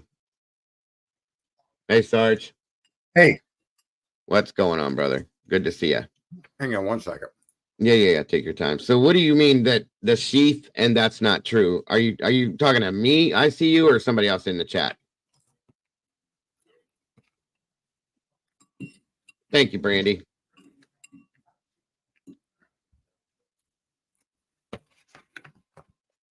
Okay, sorry. I was eating my once a day dinner, lunch, Steak, breakfast meal. I figured it was steak. It is. It's a T-bone steak. You want a picture of it? No, nope. I believe you. T-bone steak and stovetop stuffing. That's different. I love it, man. So I did my part of this already. I showed a little video and a couple little things. You know, like I said, most people know about this stuff, but I want you, as far as the DNA part of this goes, to go ahead and explain or talk about how you talked about it yesterday or the other day with me. I want to just edit what I said yesterday. Okay.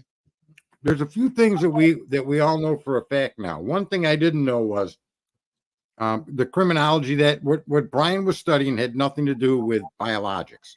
Right. Okay? All right. But what is true is the biological study is done at Idaho. There is a biological lab there. Okay. Yes. It is not the place where they tested the sheath. It is not. Okay. Right. That was done at a state lab in 7 hours away. Okay. Absolutely. So some of the questions he was asking about, could a kid have gone to lab and then come in and, I guess, but that lab would have nothing to do with the state lab. Right. We kind of got astray because that buccal swab made me consider the fact that there may have been contamination at the lab. And that apparently is impossible. And I agree with that argument. Okay. The information given shows the likelihood of the lab being the place of contamination almost no. But it does not eliminate cross-contamination during the collections, right, the investigation of the crime scene, right, the handling and the transfer of the evidence. That's kind of more along the lines of what I was referring to begin with. But yeah, absolutely. Right. So all along for months, I've said that crime scene, there's visible photos and videos of people in and out of the property without PPE. There's physical photos of people using cotton swabs to collect evidence while sneezing into their arm. Okay. This is available to us all, and we may have all seen it. Remember the heavyset woman was at that? What was that sign that lit up? What did it say on it? Oh, the good vibe. That good time sign. Good There's a woman. There's two women in the hallway. Both of them. One of them has a Q-tip, and she's swabbing her, looking. The other one's standing next to her, and the one woman sneezes into her arm. That's not how you process a crime scene. Okay. So the point that I think is most important that gets overlooked is the DNA tries to get boxed off into being a conspiratorial plant. Okay. Where my perspective is, it's most unlikely that they planted microscopic DNA on the sheath and nothing in the car, apartment, workplace, or home. Absolutely. Right? Because the night sheath is step number one. Right? That's what they used accordingly to chase Kohberger down. So if we look at it from that point of view. DNA is everything. I guess then there's no follow-up evidence you know what I mean? There's nothing else that would have been easily plantable if this were a setup or if the cops were crooked. I don't believe that the cops are crooked at all. And I probably should have started with that. I should have started with that as saying that, because I did say I truly believe it's Bryans. I believe it's on the sheath. I wholeheartedly believe that there is that it wasn't planted on the sheath, guys. That's why I'm doing this today. Okay. I wholeheartedly believe that. I don't think that this was planted here. I don't at all after having this conversation and looking at this stuff. And I probably should have started off with that, but he wasn't here yet, so I didn't know how it was going to go. But right. Anyway, and listen, and that is my opinion. That's all. It's just my opinion. So anyway, go ahead. Have you ever heard me say being wrong is your first opportunity to learn? Absolutely. You've heard me say that, right? Mm-hmm. And I welcome being wrong. Mm-hmm. The lab things came out after the kind of conversation that I had with Tommy and you, and then in his show, the lab questions started coming up, and I ran with it with a zeal because it seems to make sense. However, when you actually stop and think about it, and you get a few points or pointers from people that know more than I know on it, right, it was clear that there was no lab involved in the contamination. Right. Okay, so to me, my issue with this whole thing has always been, if Brian didn't commit the crime, how did the sheath contain his DNA? Right. Okay.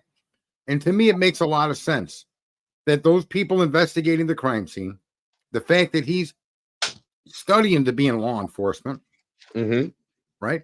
This giant case comes up, and you've got potential interaction between all kinds of different people connected to this kind of a crime. Whether it be through educational means, or it be through direct work on the crime, or it be because they work in the office of the police department or the state trooper barracks. They could be a janitor, a secretary, you know, they could be anybody, a police person. That there's wild ways for transfer DNA to end up on us that we just don't know. So if Brian is not the wielder of the weapon, how could his DNA get there? And to me, the most sensible explanation is during the crime scene collections, of which we have photos and videos of people improperly protected moving in and out of that scene. We have 5 or 6 hours of the real investigators not even showing up. We have children, we have kids, college students in the parking lot out front. We have one of them in the house supposedly with Dylan as they open a door. So you've got all of this different stuff going on. That leaves a wide open door for it to be reasonable to think that there's a chance that Brian Kohberger's DNA was transferred during this. Right. More, that to me is as likely as you giving me a blurry car photograph and telling me it's Brian's without any identifying markers on the vehicle, without any identifying of the driver. Yeah. Right. And the fact that he was driving around doesn't mean he got out and did this. So you don't have anything to follow up that he actually got out of the vehicle, went in the house, did all of this stuff, got back in the vehicle. There's nothing to solidify that accusation. Right.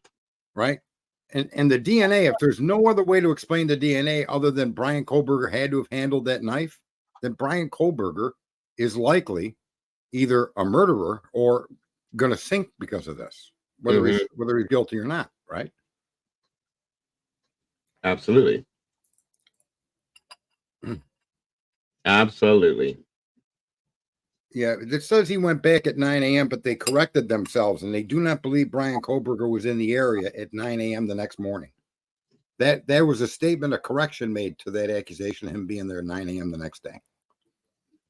But the irony of him being back there at 9 o'clock the next day, we got into this last night a little bit. Was Bethany in the property from the late AM hours, early AM hours until noon, or did she leave and come back? We don't know, but we do know she was outside with students when the police arrived. And it was Dylan Morrison and whoever she called that the police went inside and talked to. So Bethany was outside with the crowd of people. Right.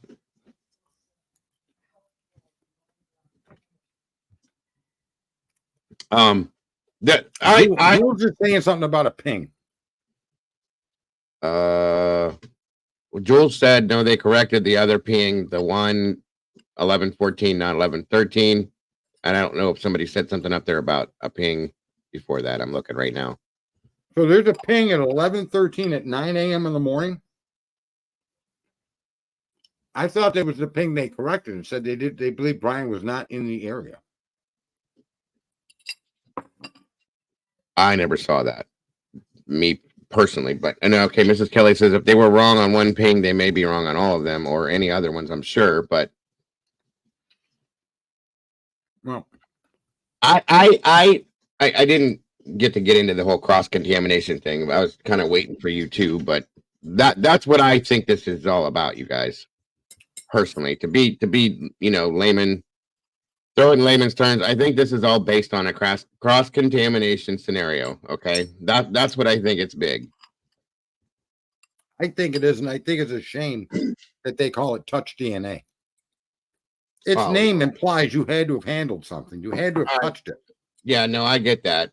Absolutely. And I think that that's very misleading when it comes to the layman. How do you overcome that in a juror's mind? If you don't, you got to educate the jury on what it is. Right. Well, since that pinging thing was talking about and cell phone mapping, Sleuthy just sent this through. And that's kind of like, that's what I think is that the cross contamination is the issue big time, but it is what it is. Where are we at here? Somebody said something. I think so too. Look, it makes a reasonable argument because of what you're talking about. You can't cross contaminate somebody's semen unless that happened in the lab, right? Yeah. So, they would mix it with other samples by accident or something. Okay. But in this situation, that's not even considered. But the DNA being Bryans on the sheath and the type of DNA it is, it makes it's reasonable to question that he even touched that knife, right? And when was the parent teacher thing? Does anybody remember when that happened? Was that right around that weekend or no? You mean parents' night? Yeah. I think that was the weekend before. All right. Parents' night, I think the weekend before is when that happened. If I'm wrong, guys, correct me. It's okay. I can be wrong. It happens. Okay.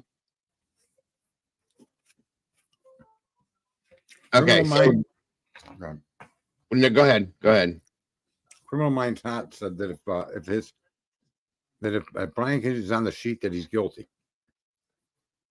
No, I'm not saying that, but what I am saying is not at all. It's going to be a difficult hurdle to jump through a jury. Like I said, guys, very difficult. This doesn't change anything I think about. I'm still on the fence. I'm still on the fence about whether he's guilty or innocent. That has nothing to do with anything. Okay, I'm saying that. Yeah, well, basically what Sarge just said, that makes it even harder. It's going to be a very hard thing. Okay, if you put this in front of 12 people, okay, 12 jurors are going to look at this, in my opinion, okay, of course, because I'm not any of that. Hey, Titanium, thanks for dropping by. Tanya, I appreciate you. I'm not saying that. Tommy, if they see what we're talking about, if it's brought to their attention the way that we're talking about this, about cross-contamination, about the way that the DNA can be transferred, if they understand all that, and they don't see any other evidence, they ask, okay, well, what about DNA from the crime scene? Where was it? How much of it did he have on his person? How much of it was in his car? How much of it was in his home? Did he have the knife? Did you find the knife? Yeah, I mean, all these things that are going to be brought to their attention. I have a feeling that these 12 people are going to look at this and go, I don't think he did this. Listen, okay? Right. And as long as the jury understands the complexities of how DNA moves, when I say that you literally look like Pigpen on a microscopic level, I really mean that. Yes. You're losing 5,700 skin cells a second. Per second, right. 5,700 per second, 500 million per day. And they're landing on everything in your vicinity. And your DNA has ended up in places. I think on one stream, I said my DNA could be, or your DNA could be on my penis. And you wouldn't even know it. right? You don't know. You shook my hand and walked away. Well, if I did anything with my penis after you shook my hand, you could be pretty rest assured your DNA might be on there. Okay. And you never touched me. It is gross. I know. I'm just, but it's insane the way this DNA transfers. And it's everywhere. When you cough, when you sneeze, and just walking around, your body sheds this.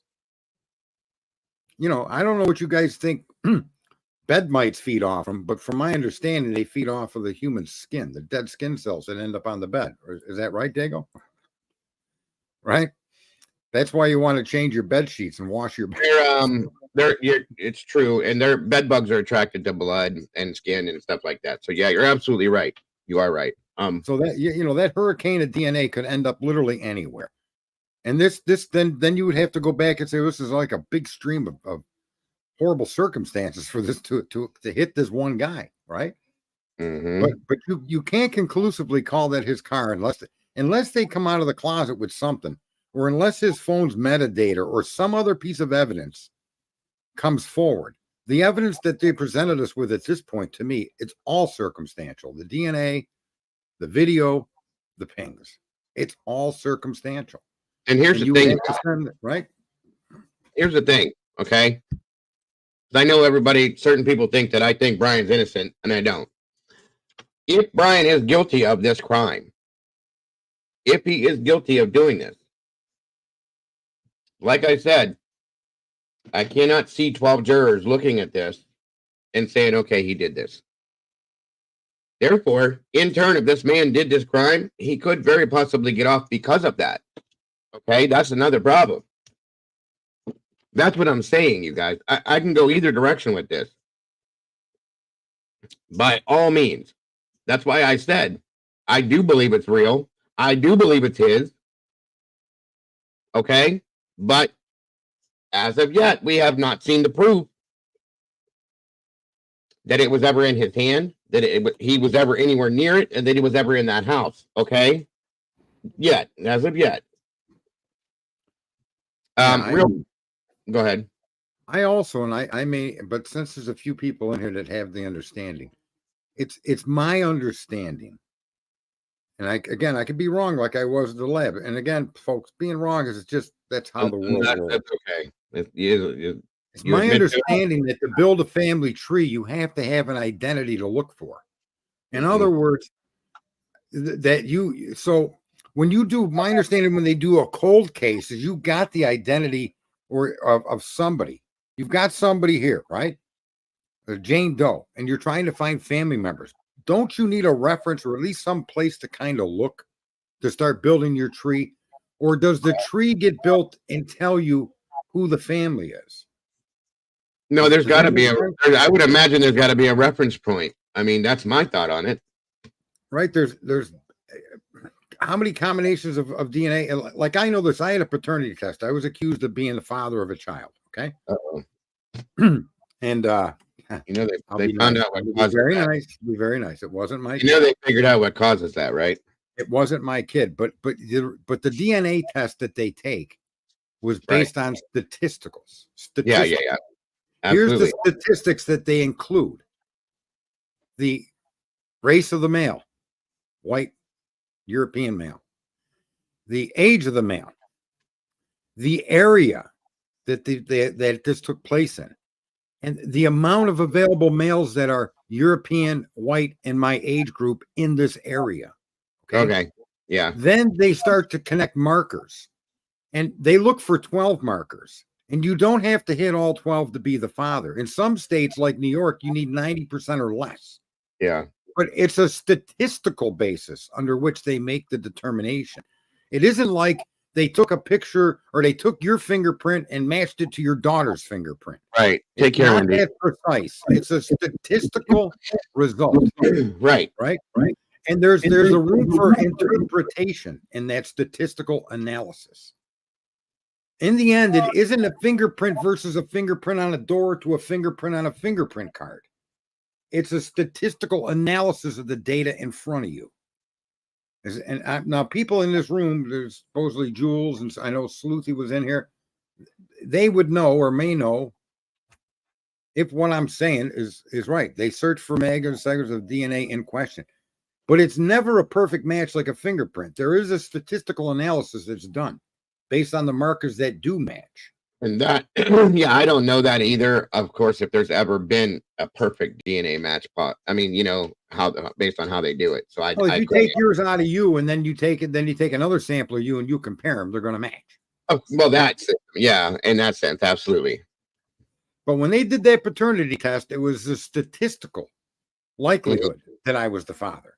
That's and that kind of shocked me. I was like, what are statistics got to do with this? Yeah, I understand. It always confused me. Why are this? It's me or it's not me is what you think, but that's not how it worked. Right, right. So who's in there? Absolutely. Real quick, since Sleuthy sent me this, I want to go through this with you guys too, real quick. This was as you can see, I'm gonna have to read it to you guys. Colorado judge finds C of unreliability in company's cell phone mapping data. This is really kind of interesting. Police prosecutors in Colorado and throughout the nation are relying on a company's cell phone location mapping data to help them convict criminal defendants.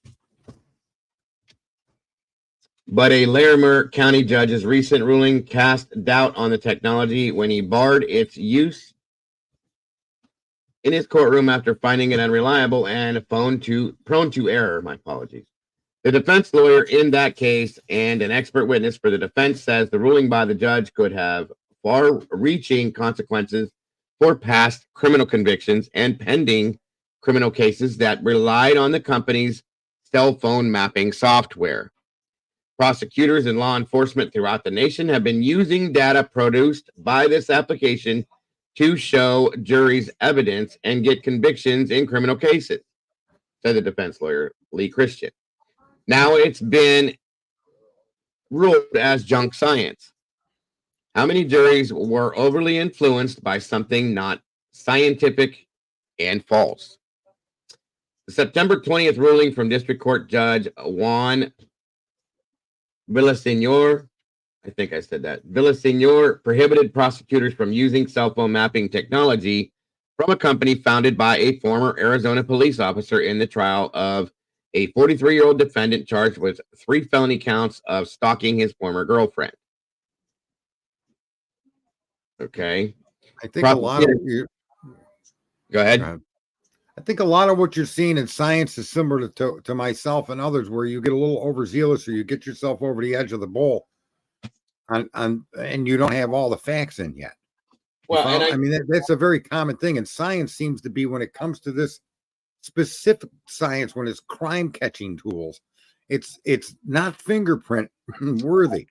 None of it seems to hold up to the quality of a fingerprint comparison. Well, I think everybody wants to trust in science because, you know, it's supposed to be something we can trust on in some senses like this, but it's never, as they say, an exact science, in my opinion. That's one of the big problems with that. You know what I mean? But I mean, I do know what you mean. And look, even Einstein's stuff there's things in Einstein's work that's wrong. Anything can be wrong. Absolutely. Anything can be wrong. The big things that resulted in the atomic explosion were right. Right. Right. So that's the funny thing with science. It's forever. It's never exactly going to be settled. That when people argue science is settled, there's no such thing as settled science. Because there's always a question or an event that'll take place that contradicts the settled science. And now you put into question everything you considered settled. And that really, and that's where we are, it seems like, when it comes to all of these crime fighting tools that they're putting in here.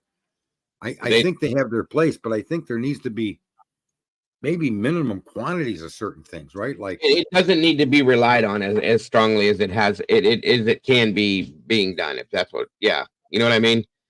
Yeah, and if you don't have any other solid evidence, like I can't stand when people are convicted on circumstantial evidence. Oh, because yeah. You're getting people to go along with your story, but there's no evidence to support your story's validity. And you could be completely right with your circumstantial evidence. Mm-hmm. I have a hard time with that stuff being used on people because in many cases, especially the wrongfully convicted, the circumstantial evidence laid out by the prosecutor that results in the guy's conviction ends up being the problem. Right. Absolutely. Right? Absolutely. Here, let me finish this up here real quick. So, the judge did not take aim at all cell phone mapping data, which is widely used by law enforcement. Rather, his ruling was limited to tracks mapping software from Chandler, Arizona-based ZX, which produces aerial maps prosecutors and police use to estimate the location of a defendant's cell phone during an alleged crime. In 2021, the analytics data corporation LexisNexis acquired ZX. In sum, tracks and its methods have been routinely and sharply admonished by the scientific and legal community. And the people have directed the court to any evidence showing otherwise. Villaseñor wrote in his ruling excluding the use of the tracks technology in the Stalking criminal case. It's very likely that a jury would be misled by tracks' flashy maps and seeming accurate results, the judge added, but underneath those surface displays lies a sea of unreliability that the jury will not see. The Gazette found at least 18 other criminal cases during a 2-year stretch from 2016 through 2018 that relied on ZX's tracks technology, at least partially, throughout the nation, including a double homicide conviction in Weld County. The law enforcement agencies that use ZX tracks technology include the Colorado Springs Police Department, the El Paso County Sheriff's Office, as well as the Fort Collins Police Department. Among others, said Mark Foff, a court-qualified expert in cellular technology and former detective for El Paso County Sheriff's Department, who testified for the defense. Denver police say they do not use track software from ZX. The ramifications of this ruling could be statewide and even nationwide, Foff said. Every case that was decided based on information presented to ZX using tracks could be reviewed and overturned. Tracks produces aerial maps that plot the location of historical cell site location and GPS data for cell phones. Police and prosecutors use those maps to identify for juries the estimated location of cell phones carried by defendants and their victims at the time of the crime. Other companies produce cell phone location maps police use, but the maps produced by the other companies don't go as far as ZX does in determining an estimated location of a particular cell phone. The competitors of ZX identify a cell tower antenna that cell phone records indicate was in use. But those firms typically show only the direction of the cell phone tower antenna the cell phone was using, indicating a broad general swath where the cell phone could have been located. Now there it is. Indicating a broad general swath where the cell phone could have been located, which means a very wide span of an area, folks, Foff said. In contrast, ZX draws a concentric circle around a cell phone tower and produces maps that indicate a cell phone using that tower likely was located within that circle.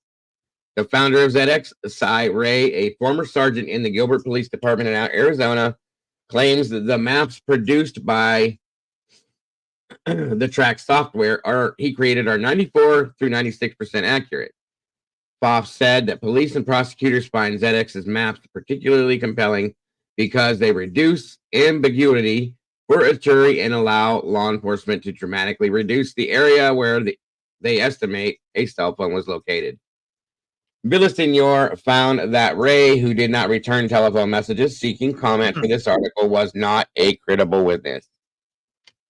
He inflated his credentials, inaccurately claiming to be an engineer. The judge wrote in his ruling, stressing that Ray had testified that he is more of an engineer than an engineer. Okay. As noted, his sole academic degree is an associate's, and there's no evidence that it's related to engineering. Nor is there evidence that Ray's taken any engineering classes. The judge continued to be sure he's created a booming business and has successfully pitched tracks to several law enforcement agencies, but a sound business model doesn't equal an accurate error rate. Villaseñor said in his ruling that he found 3 earlier cases in which challenges to the use of ZX's tracks technology were not successful. Judges ended up accepting tracks related evidence in those cases, but Villasenor said he found those rulings unpersuasive. Okay. Hold on. Let me double check. Okay. 1 second. Excuse me. Most compelling are the complete absence of data to support Trax's one more time. Purported error rate and the scientific community's wholesale rejection of Trax's methods. Villasenor wrote in his ruling, noting that he had found 3 other rulings from judges rejecting Trax related evidence or expressing skepticism of that evidence. In the case of the man charged with 3 counts of stalking in Fort Collins, prosecutors wanted to use Trax cell phone data mapping as evidence to show the defendant was repeatedly near the apartment of his former girlfriend, thereby confirming he was defying a restraining order barring him from stalking her.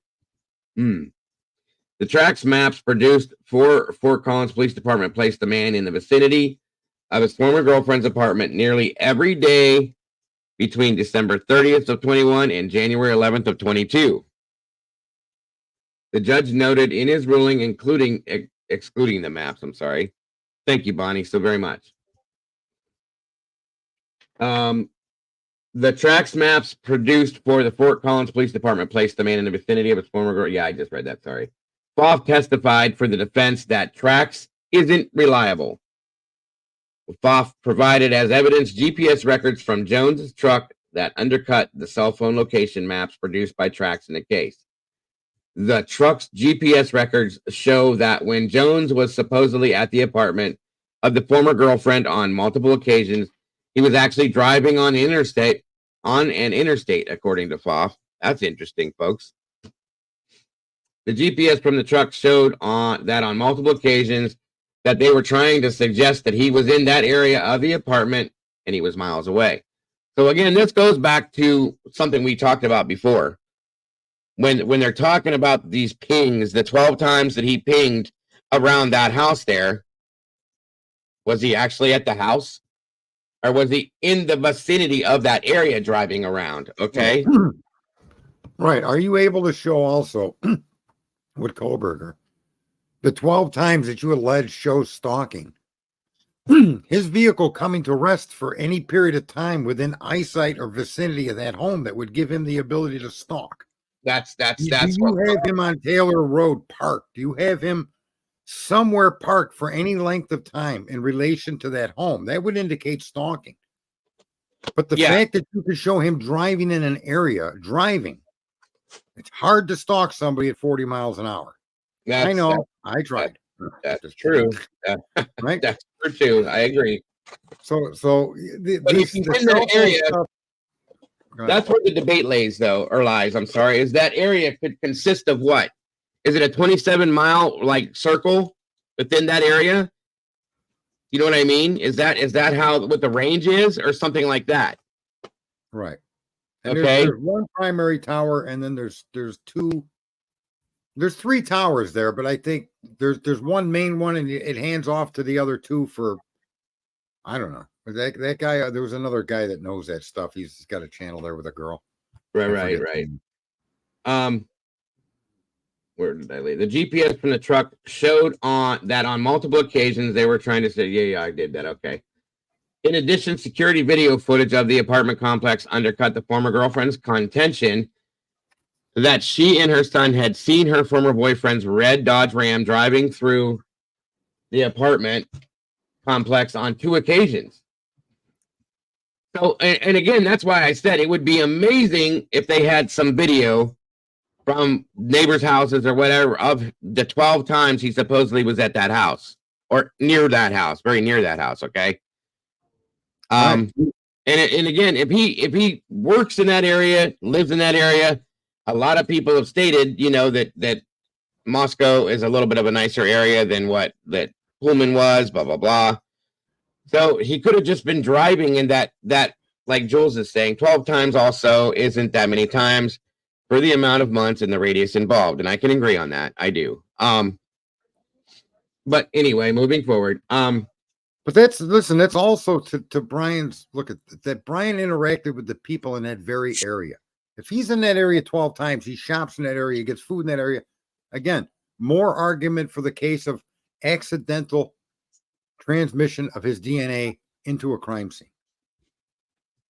I mean, so everything the police put forward does in some respects provide a reasonable doubt argument for Kohberger. The fact that he admits to doing all of that, they say he drove that area. Yeah, I did. Then they show you he did it 12 times before, and one time where the phone did not connect to the network. Right. So they're telling you that this guy had a habit of driving around there. Now, circumstantial argument is that, well, that was to show he stalked people, but all it shows is the guy driving around, and that to me is nonsense. You could put whatever story you want in it. Oh, he was buying drugs. Oh, he was a pimp. He was dropping. You could ascribe all kinds of things to those 12 trips, right? Right. I don't know. Maybe the guy liked to pick his nose, and people through the windows could watch him. Sure. Some crazy thing like we don't know what he was doing, but the fact of the matter is, sorry. It wasn't illegal what he did. Driving 12 times is not illegal. Brian, if you have something, bud, that you want, if you can send it to my email, I can pull it up that way if that's easier for you. I see you talking about that there. If you want to send it to my email, I can definitely look at it and pull it out that way. Sorry, Sarge. No, don't be sorry. It's your show. And that's the thing, though, is that driving around, and that's what the back and forth issue with this is. But I think what they're trying to support is that they're driving around shows that we have the knowledge to be able to track people, and that them 12 times are further assertions that we know what we're doing with our whatever this stuff is that you're covering. That's where I think they're going to pull that. That's what they're going to pull out of their hat. Yeah. Their ability to track the man all these different times, and there was nothing different on this night. But I want to see if on those other 12 times, did he come to a stop? Did he observe? Did he do what you would do to lay out this kind of a crime? Because and unless you're just some mass murderer like BTK or somebody, or some of these other serial killers that pick up hookers, God forbid, and going right to do the kind of crime he did, you would have to suspect that you'd want to know what the hell you were doing. I mean, their argument is the guy's education is all part of how he pulled this off and how he planned it. Well, show me that car stopped 12 times in the vicinity to give observation of that home. Gotcha. I think that would have been in the PCA, honestly. If they had information that accurate, then on 12 separate occasions, Mr. Kohberger not only drove a similar route, but was found in that vicinity for a prolonged period of time in relation to the home. I think a statement like that, because the more you got to say someone's guilty is what you're going to put out there. Yeah. And I said that before myself, that I thought, I would imagine they would have put that in the PCA. And a lot of people come back and say, well, they just used the absolute minimal amount that they needed to do this. And I can respect that. I get that. But it's still, that seems like something that's pretty important that should be put out there early on. That's just my opinion on that. I'm not saying that what I'm saying is right. I'm just saying that's my thought. You know what I mean? Probable cause. They call it an accusatory instrument. They're produced by the policemen that write the reports. Those are accusatory instruments that then get transferred to the district attorney. And then you write or to the lawyers and the police, then you write a probable cause arrest, probable cause arrest, right? Right. But all of the information in the probable cause. I've never been part of a crime and arrested for it where the accusatory instrument wasn't the majority of the probable cause arrest, right? The cop had to do some legwork. The cop had to name me. The cop had to say I did this. He was in this area. He was in that. And it ends up. That's the document that bases the arrest. So what I'm saying, they show you that they have this research, but the research is very flimsy. It's not connected to that home or to the people that were, Absolutely. All right, guys, let me finish this out and we can move forward with this. But and it says here, we respectfully disagree with the judge's ruling and will continue to consider such mapping information when provided by law enforcement investigators as part of a case presentation. McLaughlin said in a prepared statement, however, we have also advised local law enforcement agencies that certain judges may not allow such evidence to be presented at trial. They should therefore endeavor to use other methods and rely on other evidence when available. Just how many criminal convictions have relied on tracks mapping technology couldn't be immediately determined. Ray, the founder of ZX, claimed in a curriculum vitae he submitted in the case that he has provided training to over 8,000 law enforcement officers, prosecutors, and defense experts. He also stated in the curriculum vitae that I'm saying that wrong, I know I am, but anyway, he had provided expert testimony from 2016 through 2018 in at least 18 criminal cases. Another case in which Ray testified involved the October 15th of 2015 double homicide in a marijuana smuggling killing in rural Weld County. Samuel Penny, who was 36 at the time of his conviction, was sentenced to 2 life sentences for the killings in that case. The Colorado Court of Appeals and the Colorado Supreme Court rejected an appeal of Penny's conviction. That challenge, however, did not revolve around the cell phone location testimony, thank God, in the case from Ray, the founder of ZX. Instead, the appeal concentrated on the other issues, such as the trial judge's decision to exclude testimony about alleged coercive techniques used during police interrogations. And that's the thing, guys.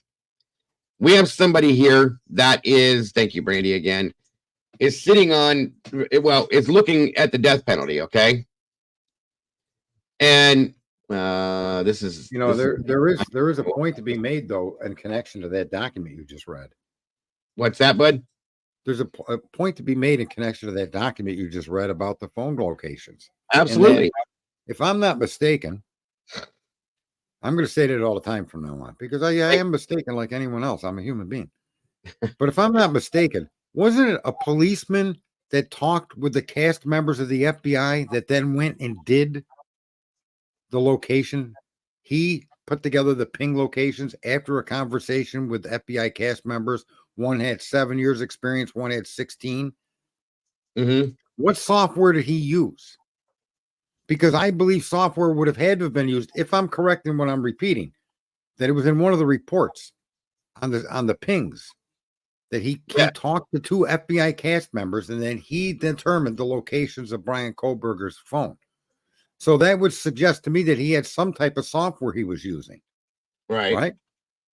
And that, I don't know if she's asked for any of that, or if that's, been turned over to them in discovery.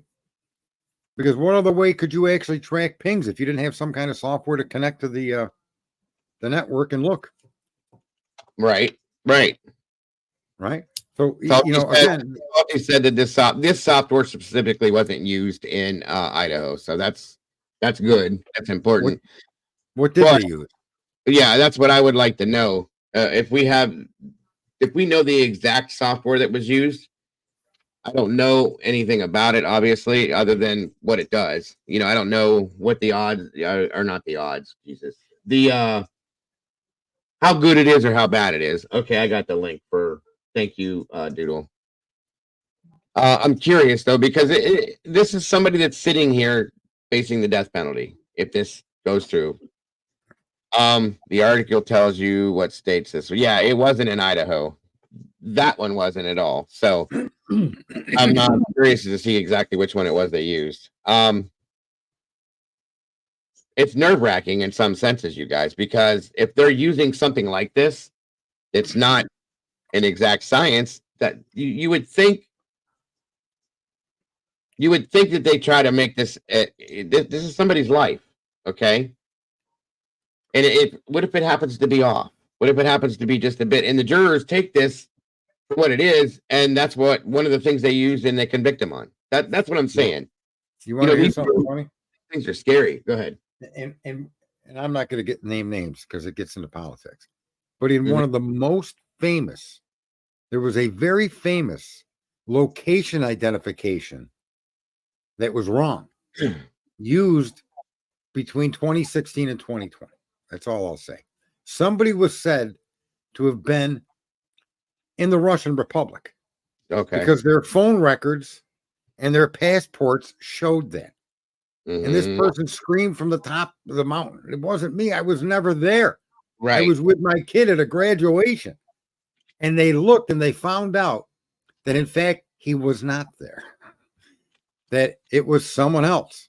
How often does this happen, you guys? Think about that. How often does this happen? We know that there are innocent people sitting in prison right now. Innocent. It makes you wonder how many innocent people have gotten the death penalty, possibly.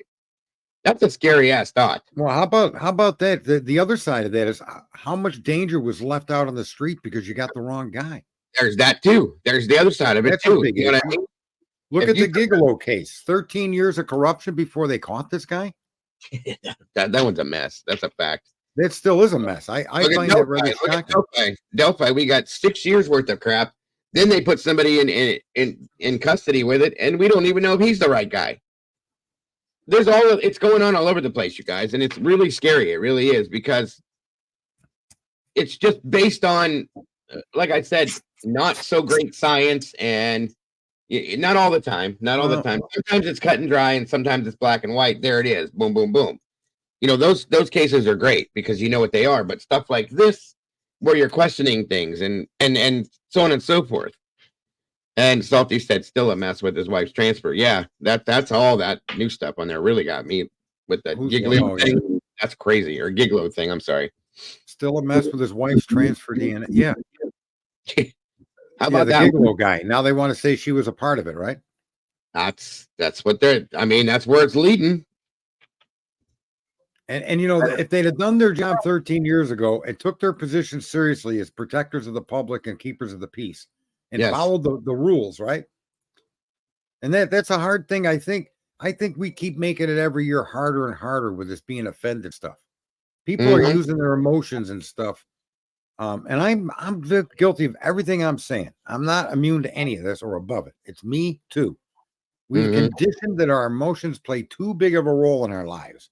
We all ought to find a course that turns us a little bit more into Spock from Star Trek. Not all the way, but at least we got to go part of the way. Yeah, towards being more Spock-like. I can agree with emotional basket of a body of water we are, right? Yeah, Ashley said, so if the DNA isn't used as evidence, why is it able to be used as probable cause? That's a good question. And listen, guys, this whole thing today, we're not talking about Brian's guilty, Brian's innocent. This person did it, that person didn't do it. It's about the science that is being used. It's about the work done by the people in charge. And the work to prove, yeah, that's a good way to put it. To prove or disprove what's going on in this case as to who's guilty and who's not. Okay. That's where a lot of the questions and problems and mysteries and conspiracies and all this has come out of, guys, because there is no exact science laid out for this case. So therefore, in turn, we don't capture. Yeah, exactly. So okay. I don't mean to interrupt, but I got to say this because it just came out of the blue from her. I've said this a billion times if I said it once. You never believe in anything except your God or lack thereof. You only believe, the only time you use that is when you're dealing with spiritual and religious issues. That's it. Believe is an action. It's a chemical action that takes place in the body. No different than if I were to slap you. When you believe something, belief doesn't require any proof whatsoever. Belief doesn't require any evidence. And belief will ignore any and all contravening evidence or proof. Go tell a Muslim he's wrong. You can't, because of his belief. And what's happened in this world is we've used that term belief so much that we say we believe pain is a crook. Well, let's look at the facts and forget how we feel about it. Take the word belief out of it. What do you think? Okay. Do you think based on ABC that this results in him being a crook? Okay. There's your reasoning. But once you believe the guy's a crook, no reasoning that shows he isn't will ever enter your mind. You'll forever walk around thinking this guy's bad, this girl's bad, because you're believing in knowledge, and that's inappropriate. To me, that's the fruit from the poison tree. That's the major sin. You should only believe and spiritual and religious things. Everything else needs to be proven, right? In God we trust, and all others we need proof. That's a good Not point. proof we can believe in, but proof we can see, we can touch, we can taste, we can feel. That's what it is. That's the way it should be in daily life. That kind of evidence is what you take stock in, and you think that you're going in the right direction with, right? But don't believe it. Like, I came out here immediately. Once I realized my lab analysis was way wrong, I have no problem admitting it. Okay. I'm sorry. I don't do this stuff for attention or anything. It kind of struck me that may have been a chain of events that could have been part of this. And it's not. Right? There was another side to that too. It wasn't just the lab side of it, what you were saying. No. But that lab side was part of it, and it's wrong.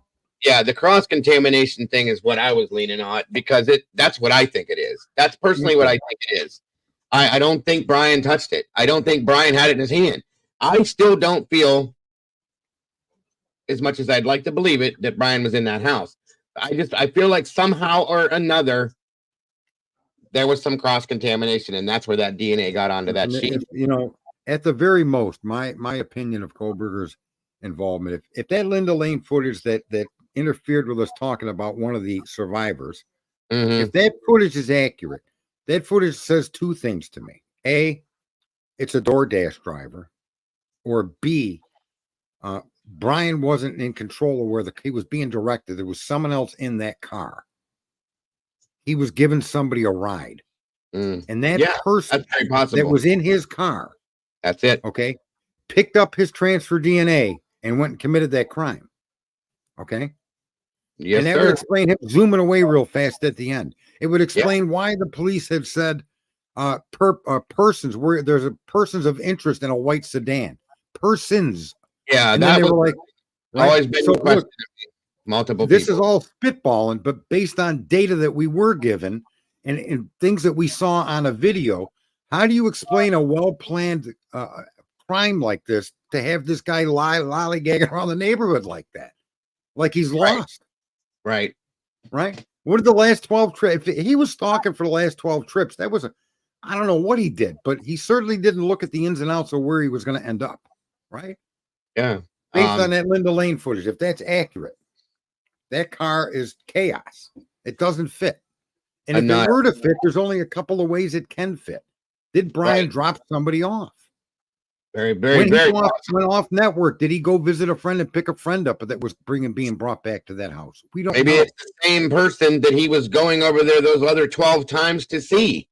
Correct. Okay. You know what I mean? I mean, those are the things that can be looked at as well. Sleuthy said real quick, remember, though all he had to do was believe that he was writing in the PCA was true. What he was writing in the PCA was true, even if he interpreted all the data incorrectly, because he didn't want any help, and it's all wrong. It still stands. Thank you, Sleuthy. So, man, my Y is out on my keyboard here. All right, go ahead. Clue just said, thank you, Sergeant Friday. Driving around like a delivery driver, possibly looking for 1122 King when it actually sits on Queen. And I look at I don't know if that's Brian's car. I don't know if it's a DoorDash car. I don't know if that is some old guy like me that just had nothing better to do and got confused. Okay. We don't know. It absolutely could be Brian Kohberger. However, the data that we have where they make that suggestion doesn't give us that conclusion. It leaves us with more questions. Where's the image? Where's the plate? Is there a dent on the car? Is there something that you could say that belongs only on Brian Kohberger's car that makes it unique? A scratch in the bumper, a broken taillight, something. None of that. Right? How about a video image that shows a driver that matches his description and profile, and then show us that image, right? But if they had anything like that, it would have been in the PCA. Probable cause for arrest, folks. You want to put your best foot forward, especially in a crime of this magnitude. Look, I was for the most part, a petty criminal, right? And they didn't miss nothing when they wrote that stuff up. So imagine if you're in this situation. What are you going to present to a judge or even to the public? You'd want to present as much damning information, like the Gigolo case, right? Tell me there's a ton of damning information about that guy. Very specific, right? Very confirmable. You could see it with your own eyes. We don't question whether that guy killed anybody. I have a question of why it took 13 years to catch the guy. Yeah. Right. I got you. And all the police corruption. But at least even in all these other cases, there's a clear, the Allen case, it's so confused. Yeah. The Kohlberger case, they don't have the hammer they can hit you on the head with. None of that stuff is cut and dry in black and white, and that's the problem. That's why there's so many issues with all of this, you know. And of course, I'm sure it's never going to be.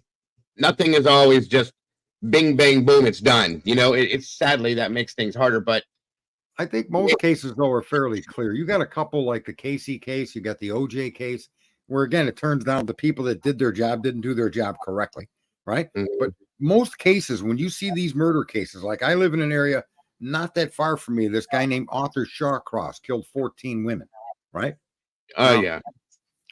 I was actually, anyway, it's cut and dry. The evidence is clear. The accusations they made to indict him were clear. There was no ambiguity or way to slip out of it. There was enough information that you would have had to have night turn into day. If what the cops were telling you weren't made up, and they weren't, then right from the get-go, from the minute the guy was arrested and charged, you could clearly see that this man killed 14 women. And of course, you're going to have a trial for this man because there may be some circumstances or things you're not aware of, but it would have literally had to have been night turning into day, just like it did with Bundy. Yeah. How many cases have we seen, right? Where it's very clear that the evidence these police people collected is very strong. It's unarguable. It's DNA, it's fingerprints, it's only in these cases where they get on the outside fringe and they make these accusations on thin evidence. Absolutely. Absolutely. Real quick, guys, I guess, especially while Sarge is up here, that way, if anybody wanted to ask him any questions, I'm opening up the phone lines, guys. Something I don't do often, but I'm going to open it up again to anybody that wants to call in, to ask me questions, ask Sarge questions, and talk about any of this that anybody wants to. 234-703-4047 is the phone number. Once again, 234-703-4047. And I'm going to say this. I'm going to ask this, and I have to demand this. If you're going to call in, please be serious. Also, I mean, you know, about what we're talking about. Let's stick to what we're talking about. And second of all, please use common sense, logic, and be respectful to the families and the victims. That's all I'm asking from you guys. Welcome, Denise Datillo. Good to see you.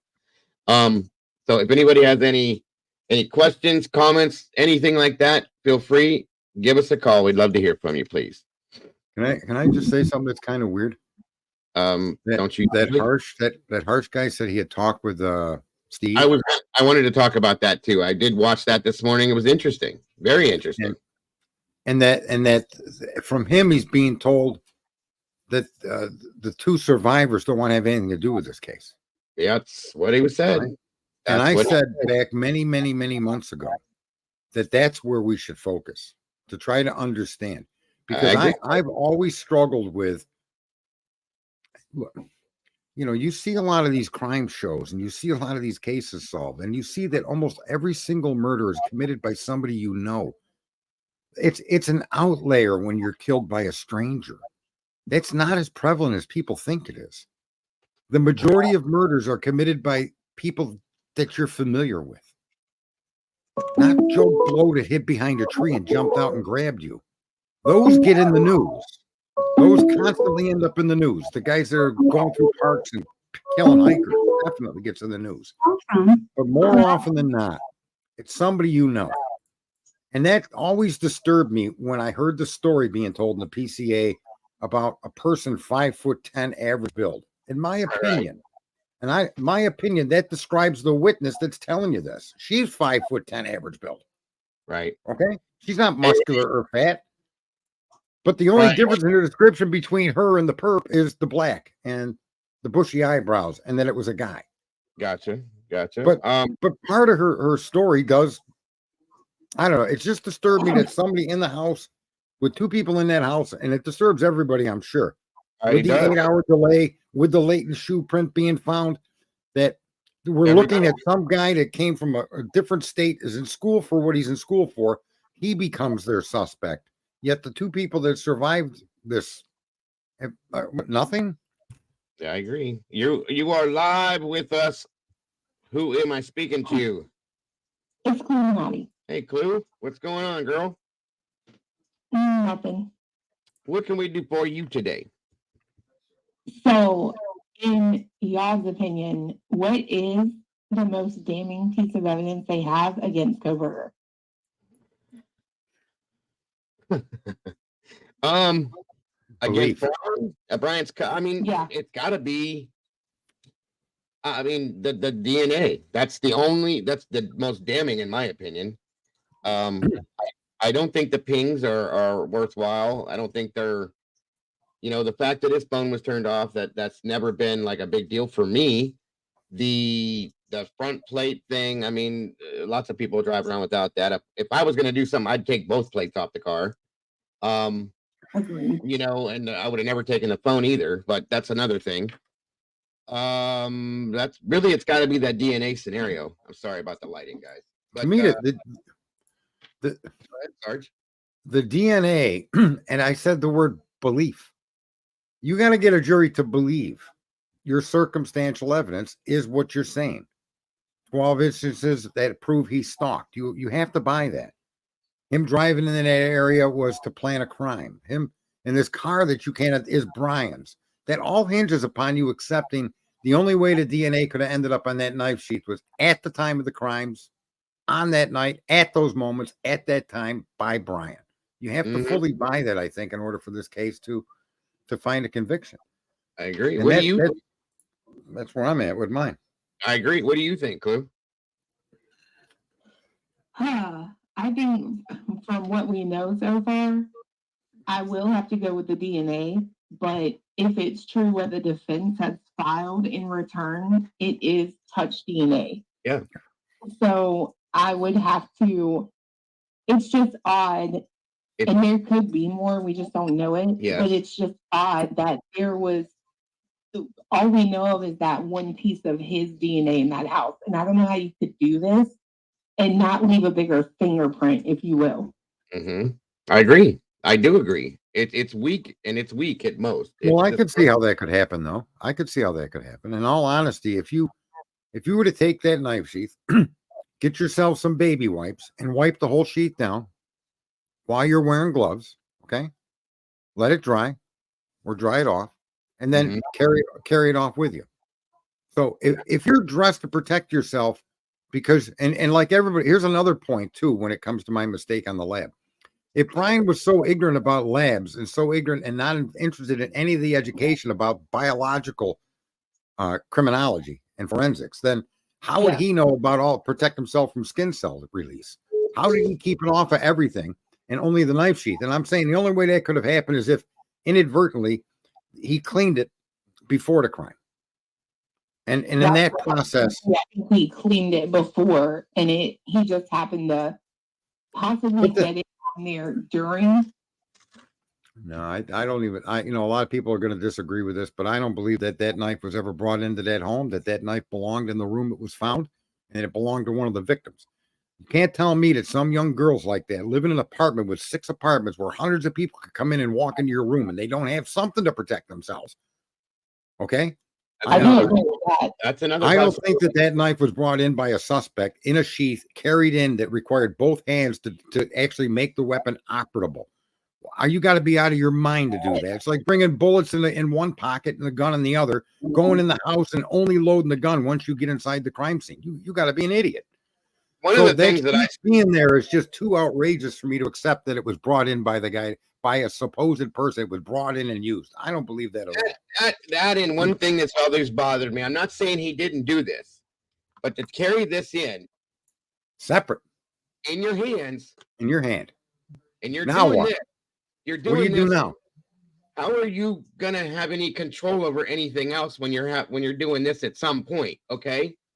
It just that's one of the little things. And let me make a clear point. Wasn't it found under the right thigh of one of the young women? It was tucked underneath a comforter and Maddie's leg, or hip, I guess it was. Yeah, I believe. Yeah. So was her hip facing the outside of the bed, or where was she on the bed? From what I think the outside. Yeah, they were saying. Yeah, but the bed was okay. Let me paint this picture. You walk into a square room and you turn to the left and you see a bed up against the wall in the corner. Or when you walked into the room, was it in the opposite corner? See, the location of the bed will tell you the location of where her right thigh would end up. Right. I get it. I understand. If she's on the no, it would always be her left thigh would always be facing the outside of the bed, wouldn't it? Unless she was on the other side of the room on the outer edge.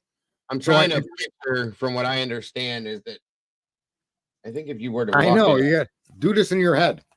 That's what I'm trying to do again. Like if you walk in, her bed is right to the left. Up against the wall in the corner. But from what we understood, though, at some point, though, Kaylee was kind of in between her and the wall, right? Right. Yes. Okay. Yeah. So here's what I'm saying to you. For it to be under her right-hand thigh would mean that it was in the middle of the bed, not on the outer edge. So if you lay on the bed in that situation where you put Maddie up against the wall, the other girl where the knife was found, if it was under her right thigh, which is what I think it said, that would put it in the middle of the bed. In between the two girls, right? Correct. Well, that's only if she's sleeping on her back. That's true too. That's true too. What do you mean? Wait. We can't argue with what they found. They found it a sheath under the comforter under her thigh on the bed. AR says if you entered the door and the bed was immediately to the left against the entrance wall, so it would be like here, okay? And then the bed's here. We got Kaylee here and Maddie here.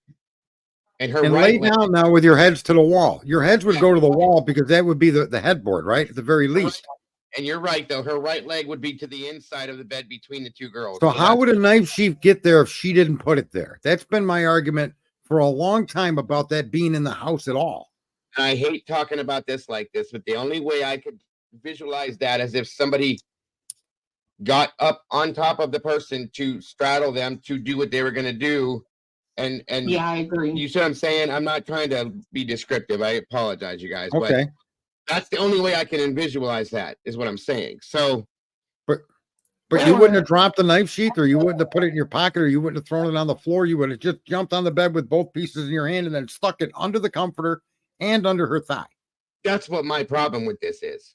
Okay. The mechanics of it is messy. It is. It is very much so. Okay, so the foot of the bed is literally, that's what I figured, AR. That's where I was going with that. So right here, so he would have had to have either leaned over and set it down and did what he was doing, or straddled and did what he was doing and set it and tucked it. But why would you tuck it up under, take the time to do that if you're in the midst of committing this crime? You see what I'm saying? Yeah, I just find that whole sheath thing drives me crazy because go ahead. That's true too. What Clue just said, Sarge, is possible that they could have been, movement could have pushed it up around and moved things around. You see what I'm saying? Like, but she was on top of the comforter. This is the other problem we got to realize, folks. She was on top of the comforter. She wasn't in bed with the covers over her. That wouldn't understand to me how you would get it under the comforter. This woman was on top of the comforter when they found her, and the knife was under the comforter, and we're talking about being now in the middle of the bed. That's an awful lot of mechanics involved there. What Jules just said here is something that has definitely crossed my mind a few times. And it could have gone like this: attacking Maddie, undid belt for something to happen, interrupted by Kaylee coming in, as we had spoken about, which is something I still think is possible. The fight ensued, lost track of the chief because it slid off due to the belt being undone at some point. That is a very huge possibility, which would explain why the belt or why the sheath was left there. Okay. But its location is still a very difficult thing for me to accept. That's another issue as well. I agree with you on that one. Yeah, I mean, but we don't know that the attack went that way. We don't know that Maddie or someone walked in on an ongoing attack. We don't know that at all. What we do know is that that one girl was trapped between her girlfriend and the wall. She couldn't get away, and she's the one that received like 54 wounds, right? Mm-hmm. All right. So yeah, that's just what a horrific incident. But it makes a lot. It's just a difficult thing that sheath being there, someone carrying it in, someone undoing their belt, like she suggested. Maybe I agree. An assault was going to take place. If she walked in on them. Listen, if the assault was going to take place, the other thing that would give motive right there. Okay, that would make this all make a little bit more sense than what it does. That right there itself, if that's what was going to happen, but we don't know that. It was never brought into it's not in the PCA. There's nothing that leads to that, anything like that. So that's why we can't really go with something like that, unfortunately. Because Swellfire asked a question, how do I know she was on top of the comforter? It's because it was under her thigh, under the comforter, on the bed. Yeah, so, am I wrong? And that statement is accurate, isn't it? I imagine that's how that would work out, right? But isn't that what we were told? We were told that the sheath from the direct, I can't remember exactly which one it was. I have to look at it, but said they were standing in the doorway and they noticed the sheath down tucked under the comforter under Maddie. Am I right or wrong? Right. And okay, that's what I remembered. So and maybe I'm interpreting that wrong. Maybe the comforter was on top of her. And they're saying under the comforter under Maddie. Super intoxicated. Right. She could have just passed out on the bed, out from under the blanket. Yeah, that's true. Yeah, well, that's another thing. Thank you, Brittany. And that has not ever been clarified, you guys. There is no proof that fits the sheath is the actual knife that was used in the murders. That's true. Exactly. That's a big point right there, you guys. Because for all we know, okay, exactly, this is not a K-bar knife. Just because that sheath was there doesn't mean that's the knife that was used. Period. Okay. I mean, it could have been another knife in that sheath. It doesn't necessarily have to be a K-bar. Any 7-inch knife should fit. And I've always said that I had issues with just the knife based on Steve's description of the wounds. Okay. I agree with that. Yeah. I mean, big time. So we don't even know. I know it wouldn't make any sense for the sheath to be there then. I get like, well, why the hell is it there? I understand that. There's a lot of little things to this that's why all these question marks hanging everywhere, guys. That's a good point, though, Brittany. Thanks for bringing that up. There's a lot, guys. That's why these types of discussions I like because we haven't really talked about stuff like this. We've talked about all the other stupid stuff that has been worn out and just put to death. It's done. You know what I mean? These are the things that are kind of critical thinking points that need to be looked into, talked about, thought about to make things make sense. So, even with the sheath, the knife wounds would also tell you whether the person's right-handed or left-handed, right? Mm-hmm. And so, if you're going to draw that knife out of that sheath, you're going to draw it with your right hand if you're right-handed, and hold the sheath with your left hand. Your left hand, and then that would then make sense for it to end up down on the right side of that young woman. And that's why I said if somebody were to straddle that person to do that perfectly, or even lean over, you know what I mean? Yes, that does make sense. Yeah, leaning over from the side though, I would expect it to have ended up on the floor or on her left side. Yeah. Her hand would have been closer to the edge of the bed. Right. What were you going to say, Clue? I still say if she was on her stomach, it could still be under her right thigh. That's true too. You could flip. Yeah, absolutely. That's true. Say it again. Yeah. Okay.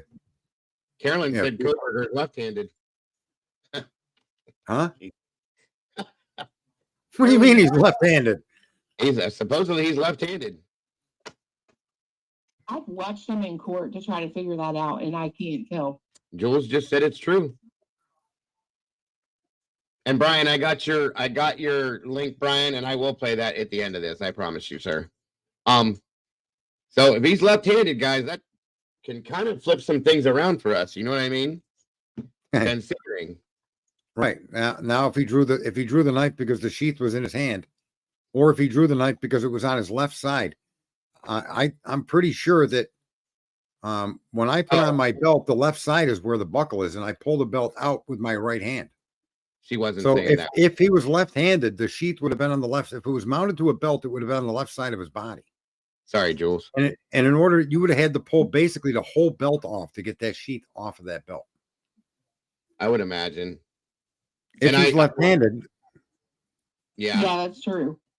No, if he's left-handed, you put your buckle on your left and you push your belt through and you pull your belt and then you put the little thingy in the hole and then you put the belt on the rest of the way. Yeah. So if your sheath is on the left, you wouldn't be able to pull it out from just pulling back a couple of hoops on your jeans. You'd have to pull the whole belt through to get it off the left side. If you're right-handed, the way you run a belt as a right-handed person, you would just pull it back through one loop and you could pull the sheath off. It would fall right off if he's right-handed. I mean, because the loop would be between the first and second loop on your belt. At your jeans. It'd be right there. Somebody else said that, Clue, one time, and I'll tell you right now, I absolutely have a very hard time believing this. These are all made kind of the same, okay? To rip this, yeah. I mean, of course, but if they were fighting, I mean, you rip his pants off first. You break the belt loops, but you wouldn't disengage the belt, or you wouldn't disengage the knife. It would pull the belt loops off, and all of that kind of stuff. I think you'd mess the belt loops up on my jeans, but you wouldn't get that belt off of me, nor would that knife with that thick leather band that wraps through the belt, pushes through. You could probably tow a car with that connection. It's incredibly strong. Yeah, that riveted loop. I don't see how you could break that. There's pictures of him holding pens and signing signatures in court with his right hand. Thank you, Jameson. See, I've never known whether he's left or right. So. Someone said before left hand. A few up, they said left hand. Right, and we don't know if it's torn or if it's whole. And here's the other thing too. If hold on, so if he's right-handed, that would explain how the sheath ended up on the right side of the one victim. Right. Whoever's trying to call in, guys, give me a few more minutes, and then I'll go ahead and switch the calls over. That's true too, Jules. Like if this was an old knife sheath, something that was really old, wore out, there's a little possibility it could have torn, but these things are strong, guys. I've tried to rip this one just to see what could happen, and I mean they're strong. So yeah, I could hold your body weight off the ground with that loop. Yeah, the hoop is never what wears out on those things. Those you would rip the belt loops off. You'd probably rip the belt, any of that before you would tear that. The stitching in the blade pocket is what goes first. Yeah, absolutely. Hey, Nelly, good to see you. I saw a picture of one. Yeah, so if he's right-handed, there's a billion questions, and these people don't want to answer any of them. Is there any word about any of the court stuff that's going on with the that what was it in camera review? I don't believe there's anything new. Let me look. Nothing new today. Yeah, I just looked this morning. I didn't see anything so far. Okay, why would you go so somebody else can call? Yeah, you're welcome. If you want to jump up here on the panel, Clue, you're welcome to do that. There's a link in there. So if you'd rather do that, it's up to you. Okay. That's listen, if you Google that, it's all over Reddit, this question of whether he's right-handed or left-handed. Yeah, right.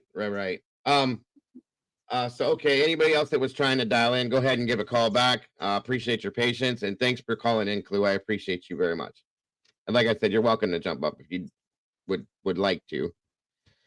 Jules just said, yeah, there's nothing new. She checked an hour ago. I've been looking at it a couple of times just to see, because I know there's been times that I've been in here, did a whole live stream. There's nothing new, and as soon as I go, I'm done with it. There's brand new things to look at. Phone calls hard to hear. I can turn it up. Shouldn't be a problem. Well, we got a lot of people saying he's right-handed, so that would make sense. Yeah, that would make perfect sense. It would make perfect sense. Absolutely. And it's nice when you can make sense of stuff. Absolutely. You know, I do agree. On like a nanosecond. Someone wants a nanosecond. Yep. In like a nanosecond. All right, so he's right-handed. Yep, we accept that. Yes, sir. Brian, this guy Brian keeps talking about a camera, a body camera footage of Kopacka's roommate in the parking lot on the night of the killing. Oh yeah, I have the link. We're gonna pull that up next. No worries, Brian. I got you, buddy. He's been talking about it for a few days, so it must be pretty interesting. So I'm absolutely down to look at it. You know, I still feel that these are two separate cases. That's my opinion. And I do believe that Brent deserves his own show completely. And there's somebody needs to look into that, because it just seems that it was something's wrong with that scenario. That's my opinion on it. So anybody else that would like to call in, hit that dial, bud, or anybody. Honestly, I'd love to hear from you. Let's see something. Yeah, it'd Here. be interesting to see what's on that body cam with Brent's roommate, if it's got anything of significance to it. I agree. You know, and that little area has got a history of chaos and confusion when it comes to law enforcement and prosecutions. And I don't think it's unique to that area. I think if we looked at closely in the areas we live, like you were pointing out yesterday with all the missing children, Mm-hmm. this is systemic across the entire nation. Mm-hmm. And again, I attribute a lot of the problems we create for ourselves is because we believe something, we believe a particular outcome, and if it doesn't come our way, we always walk around like never accepting what ended up coming forward. You know what I mean? Real estate. To accept, press 1. Hello, Heather. Hey, how are you? I'm wonderful. Can you hear me? Okay. Yes. Okay, good stuff. What can I do for you? Listening has been really interesting today. And the thing that I can't get out of my mind is really that, the long delay and the stories of the survivors that just don't make any sense. Right. And I do wonder if Ellie really put words into their mouths or if this was their story. And if any pressure was put on them to get them closer to the truth sooner, because it seems like so much time was wasted in this case that could have been put to good use in finding who did this. I can agree. And it has been stated and put out there that, law enforcement is allowed to transverse the words into their own words as they're taking a statement. That's not a big deal. I've always thought that statement was kind of put in their own words because of the way that it was put down. It's not typically the way that you say tomato, I say tomato. A 20-year-old girl would talk. You know what I mean? Yeah. So, right.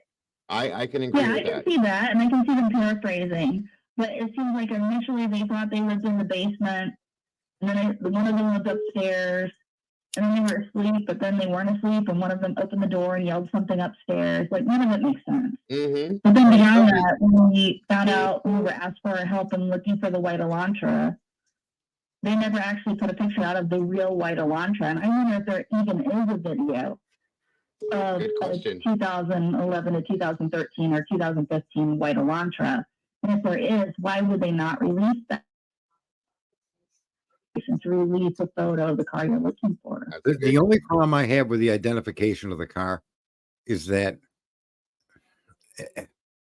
anybody that's been doing anything for any length of time, I think should have been aware that body style stayed consistent to 2015 or 2016, and he should have opened up from 2011 to 2016 from the start.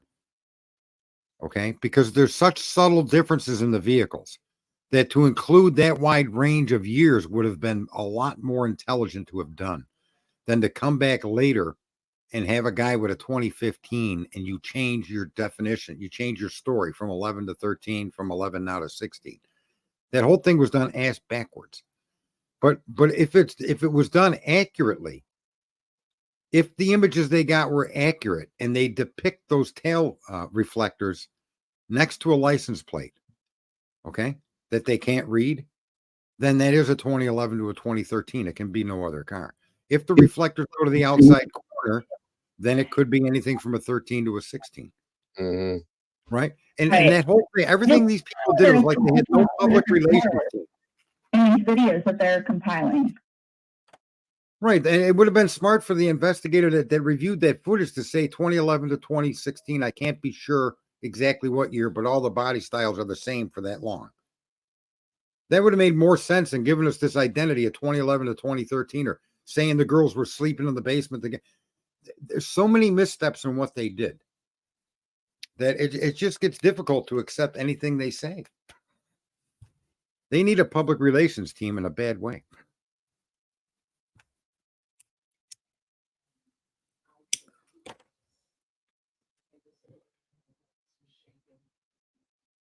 Yeah, Walking Tankus says the biggest parts of this case have been changed since the initial reports. Yeah.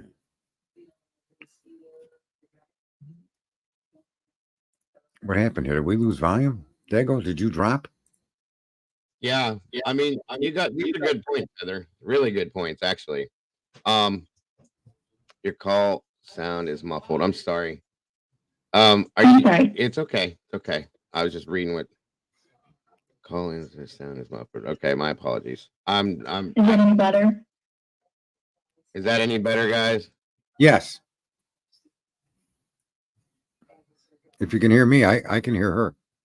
Yeah, you guys both sound good to me.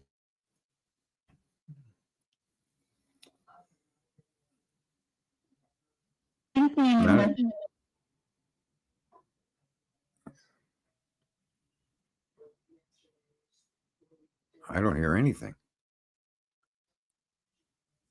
When we go outside and go back inside, I mean, Ian Taylor is going to have a field day with this. I just know it. Okay, got you. And so if Brian did this, he's going to walk. And if he didn't do this, then this is just completely insane. Gotcha. Okay, hold on. Let me try something. They're saying that they're having trouble hearing you. Yeah, are you holding her? Are you holding your phone up to a speaker? No, this is running through the system. All right, I'm going to mute my side of things, and then you go ahead and talk, Heather. Okay. I'll mute too. Okay. All right, go ahead now.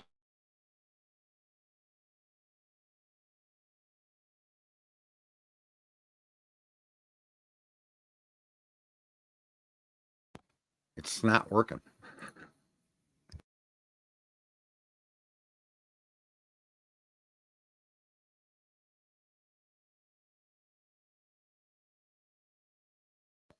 Can't hear her at all, Dago. That's what they're saying, that they can't hear her at all. And it's running through. Hold on a minute. Let me check something here.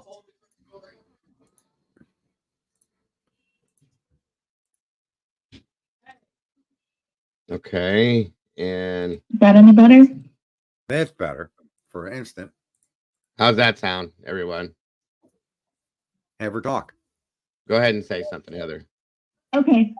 But and then John Daniel was keeping the evidence from her apartment in Pullman in her car for 10 days, completely breaks the chain of custody.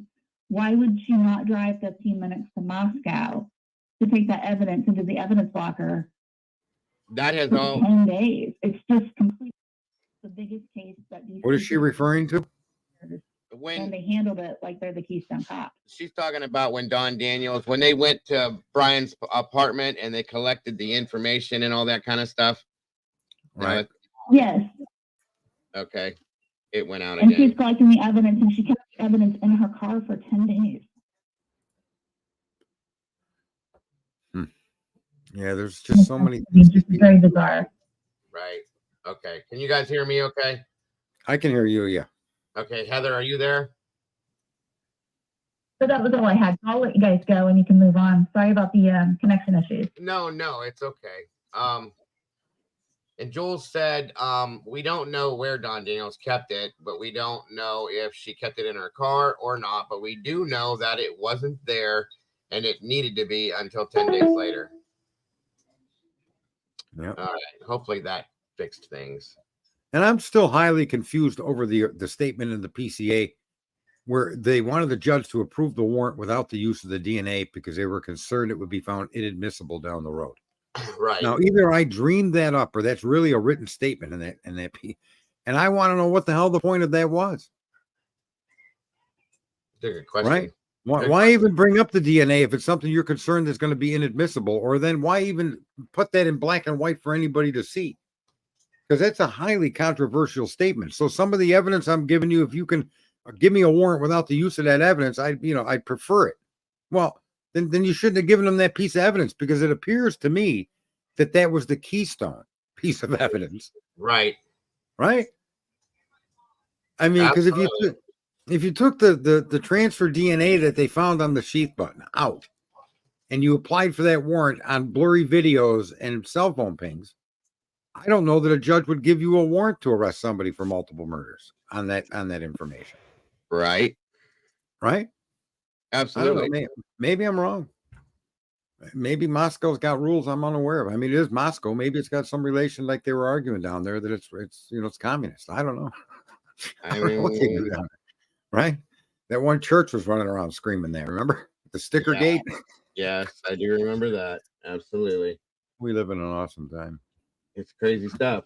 It really is crazy stuff. All right, guys. I'm gonna try. And it was in the submission for the arrest warrant to Judge Marshall. Yeah. I'm sorry. What would you say, Dago? Oh, no. I'm gonna pull this up here so that this is Brian. What Brian sent us. Again, thank you, Brian. This is a new body cam that is from the Kopacka scenario. So thank you, Brian. And here we go. Let me know if you guys have issues hearing this. I don't know. I'll figure out the audio issues, guys. I don't know why it's doing that right now, but we'll figure it out.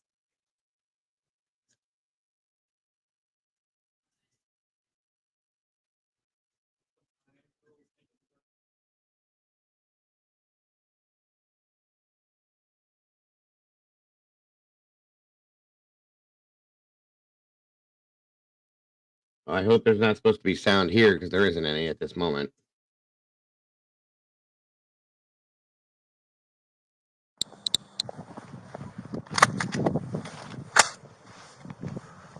All right, here we go. This is a different body cam from the Kopacka incident in Pullman, Washington. An hour and a half video. Are there any specific times that you can jump to, or is the whole thing got to play? I don't know. I don't think it's the whole thing. Take care, Titanium. Thank you, dear. Appreciate you very much. And I don't mean any disrespect, but it would have been nice if when that video came, the person denoted different timestamps to start and stop at. Right. Right. I mean, that's an hour and a half. Right. We'll be here till Tuesday, and today's only Wednesday. Gotcha. Thank you, Doodle. That's CLUEMINATI's link there for her channel. And I don't I've never seen this before, but Brian said that this is a good body cam. So right. I guess we just got down for watching it. I'm not, I don't know if I want to watch an hour and a half. I don't know. It doesn't seem. Is Brian in the chat room? 5 minutes of it is the roommate, which is awesome. But do you know where that begins? Well, wait a minute here. Is this Brian? Does this have the? Okay, there's nothing bad in here, Brian, that we have to worry about being seen or not seen. I just got to be careful what I put out. That's all. 5 minutes in, he's saying. So start at 4 minutes and 30 seconds. That's where he says the interview starts. Oh, okay. Now you're 20. Yeah, go back. All right. Oh, back it's up just to 4. Yep. Okay, gotcha. Yep. Go back some. Right there. Yeah, there you go. Thanks, Brian. All right. Like if you go up, it's up. So is it face that side or down this that way? If you go up these stairs to the third floor, it's to the left. Can you see the windows too? So I think you see that third window? I believe it's over there. Okay. Oh. So Thank you, Doodle. These stairs, third flight. Okay. Take a left. It's the first room on the right. The first apartment. It's the third one down, second or third one down. So we're looking at it right here, basically. Yeah. All right. So let's go ahead and move around to this side of the building, please. Did you get the information? Nope, we just got here. So I'll talk to you first. So what's going on?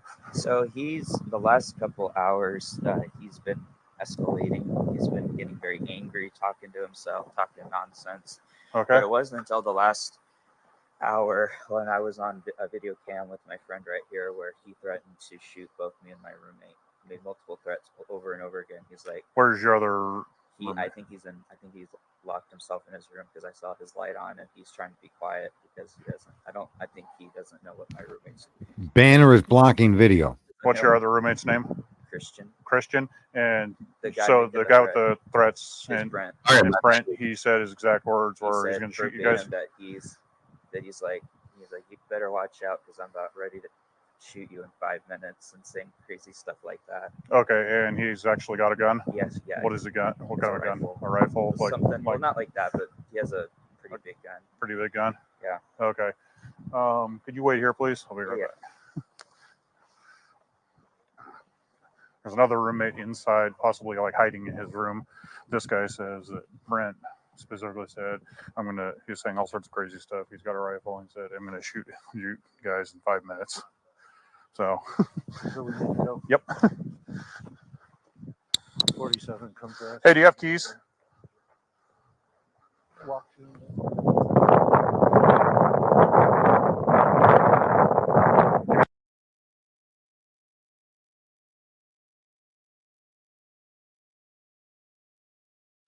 I guess that banner was, I didn't even put, sorry about that. I'll take it back where you guys can see it. My apologies.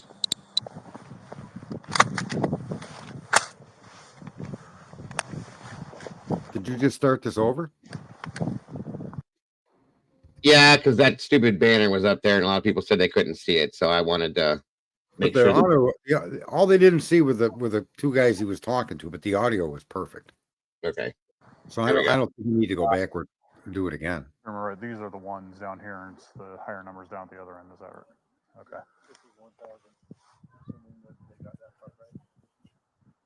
Yes. No, I mean, as far as the apartment numbering, like, go ahead.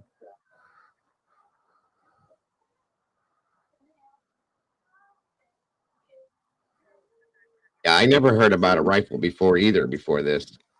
No. That's interesting. Copy. 06 and I are going to go contact him. Right. 4668. Correction. 4768. I believe it's going to be the top floor at your end. I saw a light coming on and off. If you want to keep an eye on that from the exterior until we figure out what we got.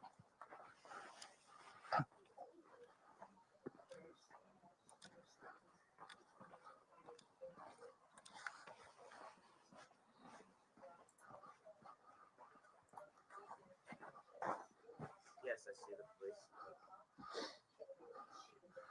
Sit all the way at that end. So if you go up those 3 flights of stairs and you go to the left, it's 311. Is it in the middle of the building or like one end or? It's in the middle. Okay. 311. Yes. It's 311. Right. So. Okay, thank you, Raina. All right. Is it on this side of the building? It's this side. Like if you go up, it's up. So is it down face that that way. side Yeah, or down this? that way? If you go up these stairs to the 3rd floor, it's to the left. Can you So. see the windows to it? Or is it on the other side of the building? So I think you see that 3rd window? I believe it's over there. Okay. Oh. so if you go upstairs, 3rd flight. Yeah, I don't think there ever was anything with the roommates on it that I've ever seen. It's the third one down. Second and 3rd one down. So we're looking at it right here, basically. Yeah. All right, so let's go ahead and move around to this side of the building, please. Nope, we just got here. So I'll talk to you first. What's going on? So the last couple hours, he's been escalating. He's been getting very angry, talking to himself, talking nonsense. Okay. But it wasn't until the last hour when I was on a video cam with my friend right here where he threatened to shoot both me and my roommate. He made multiple threats over and over again. He's like, where's your other roommate? I think he's locked himself in his room because I saw his light on and he's trying to be quiet because I think he doesn't know what my roommate's like, up here. He doesn't What's know. your other roommate's name? Christian. And the guy so the guy with the threats and Brent, yeah. And Brent, he said his exact words were he's going to shoot you guys. That he's like you better watch out because I'm about ready to shoot you in 5 minutes and saying crazy stuff like that. Okay, and he's actually got a gun. Yes, yeah. What has he got? What kind of a gun? Rifle. A rifle, like something. Well, not like that, but he has a pretty big gun. Pretty big gun. Yeah. Okay. Could you wait here, please? I'll be right back. There's another roommate inside, possibly like hiding in his room. This guy says that Brent specifically said, he's saying all sorts of crazy stuff. He's got a rifle and said, I'm going to shoot you guys in 5 minutes. So. We need to go. Yep. Right, Jewel. 47 comes to. Hey, do you have keys? Walk through.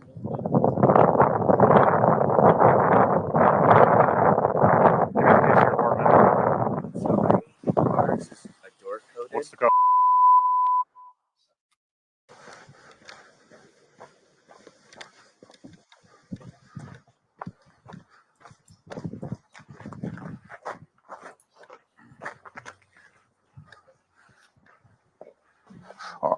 Move. Armed subject threatened to shoot the other roommate in there in 5 minutes.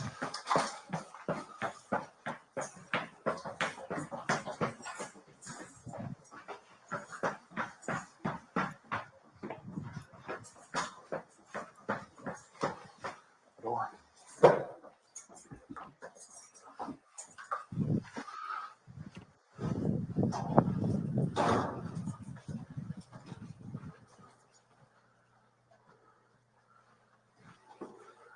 Let's do a 5. I'm going to push it.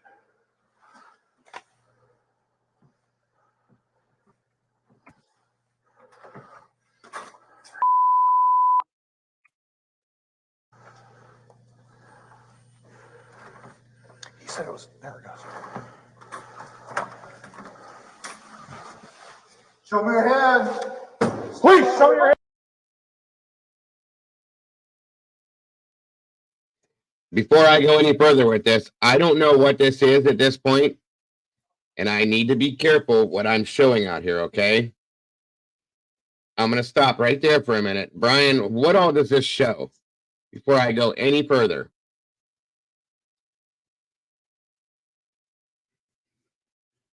Okay? Just hang on. I don't want anybody to get upset. You know, I wanted to definitely see the interaction with the roommates. Never. Brian, there's a link in the chat that you can jump up here if you want to.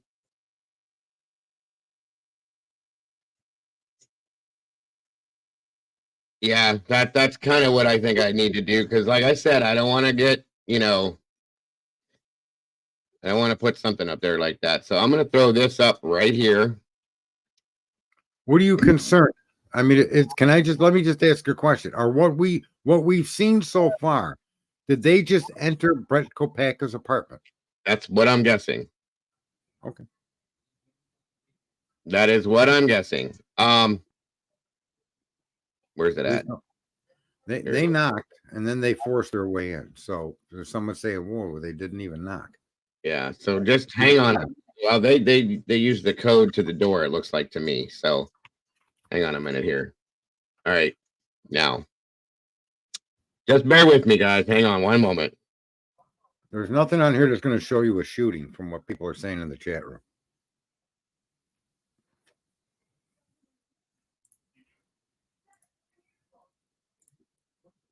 All right, it's looking like some of this has been redacted, you guys. So, but there's an audio on here, so just give me a minute to check it. Okay, hold on.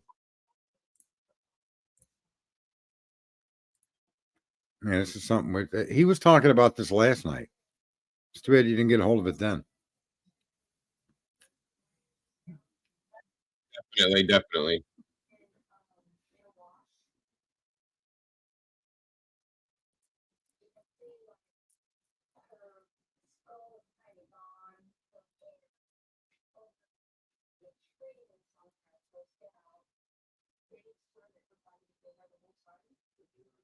Yeah, I don't know if this is true time at the 0458, whatever it's showing. If it's 4 in the morning, 4:58 in the morning, or if it's a military count. I don't know. Eddie is explaining something about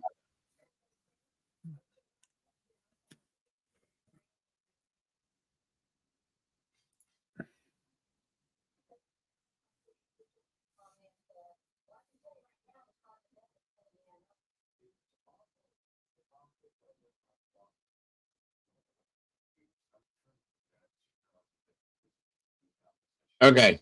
It doesn't seem to show or anything that, you know, I just wanted to make sure. First of all, I don't want to like freak anybody out or anything like that. And I have not seen this, so Is that so? Now I'm going to make this assumption. The door we saw them open wasn't the door of Brian Kopacka, but it was of the people in the parking lot that said his roommate was still in the apartment. No, they went into the apartment. That was the apartment right there, Sarge. They went into that apartment. That was Brian's apartment, or that was the neighbor's apartment? That was their apartment with Brent.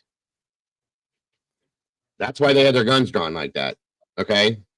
So this part, like I said, they redacted it already. So I'm gonna go ahead and play this part of it then. It was apartment, Jewel set. Oh, wait a minute. Yeah, it's the time thing. It's confused. Everybody's got. Yeah, the time got everybody screwed up. And they said that Kopacka was in the bathroom, I'm guessing. Okay. All right, here we go.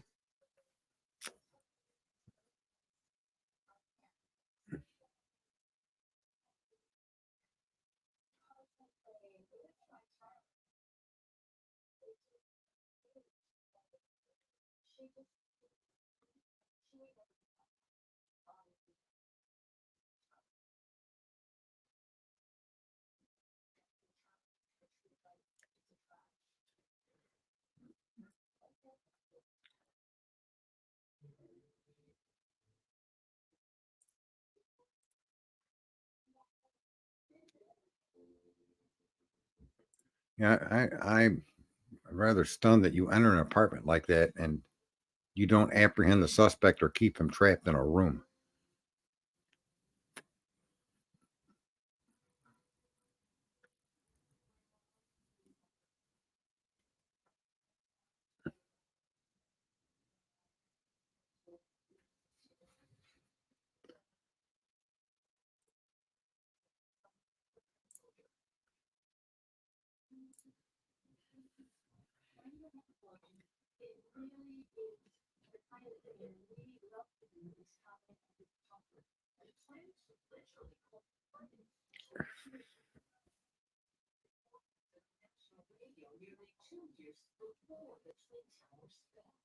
That is the first time, I swear, and please correct me if I'm wrong, because I don't remember ever hearing about a rifle before. Is anybody else like surprised by this? Or is that just me? Did I miss something somewhere? But when they say a perp has got a firearm, I don't really get too animated about what type of firearm. I understand that, but like a rifle and a handgun are two different things. Okay, you heard it, CL. Okay, then it's just me. Then I'm sorry. Yeah, and I don't know what would, you know, I don't know. The severity is nonetheless, it's a firearm, right? That I agree with, sir.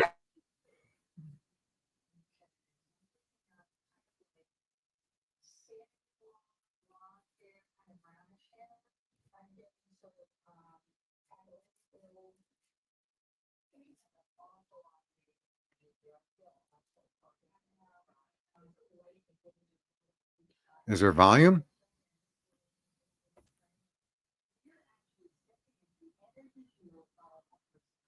There's no sound.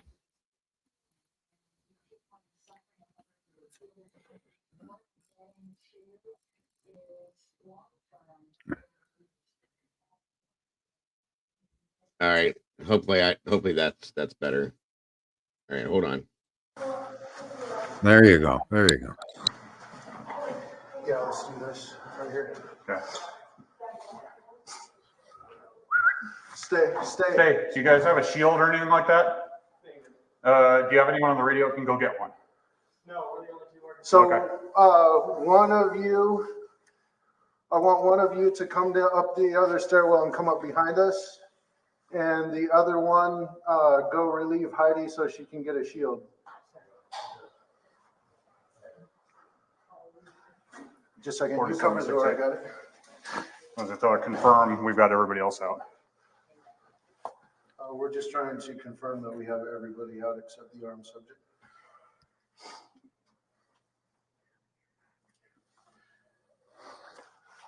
Hold 406. I'm gonna close that so we have an indicator somebody's coming out. If you could activate SWAT, we need people to respond for a barricaded man with a gun. Don't work.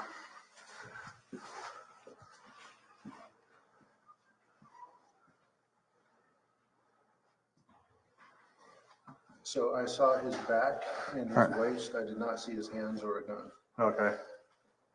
The roommate down in the parking lot was very specific. He said it was a rifle. He held his hands up like this, and you heard what the other dude said. So I did not see any weapons at all. Okay.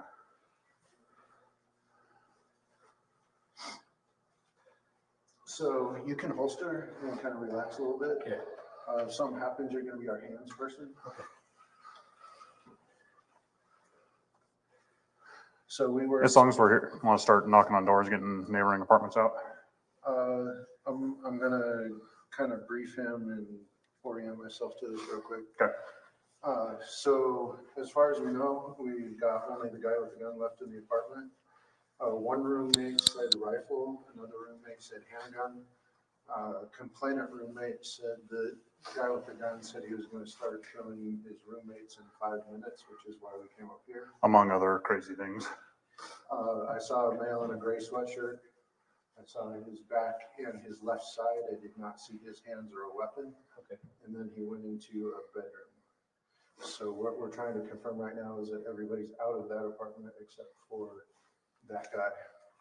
Gotcha. That's what it seems like, Jules. I'd at least like to get this one. I'm thinking that same thing. So you covered. They do have information that he had a rifle based on the witness statements outside. They were told by the roommates that he said he had a rifle. There was never a visual, though. Because He said he saw the rifle, and the guy said, "Does it look like this one?" He goes, "No, it's not like yours." Right. But the police never saw it. The police never saw it. You know what I mean? No. But they're being told the man's in there from a roommate with a rifle. I don't think anything they're doing right now is unusual. The shield I didn't count on. The ask for the shield is something that surprises me. I wasn't aware, but with that shield, they should be able to enter that apartment and corner him. Right. In my opinion, but we'll see. Let it keep playing. See what turns out. How it turns out. Oh yeah.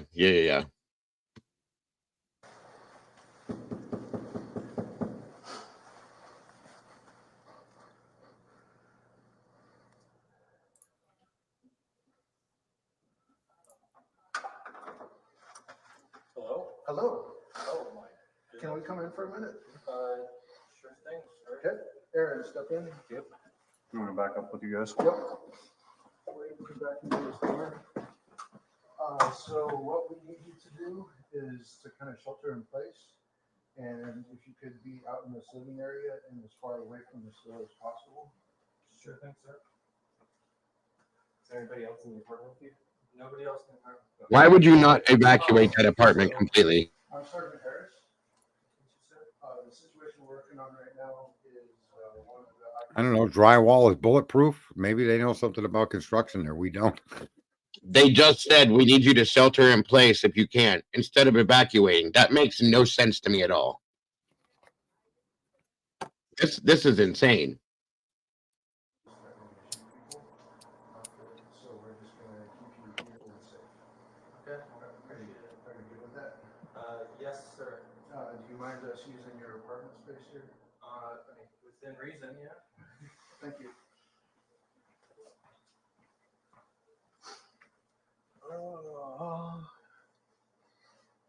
Let's see.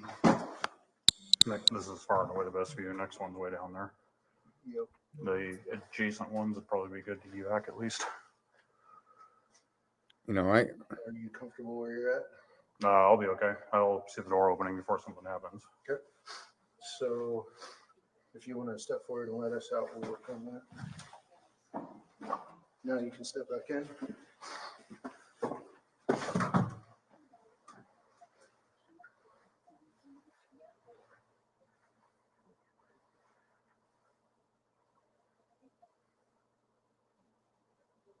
Yes, so that's the lower priority.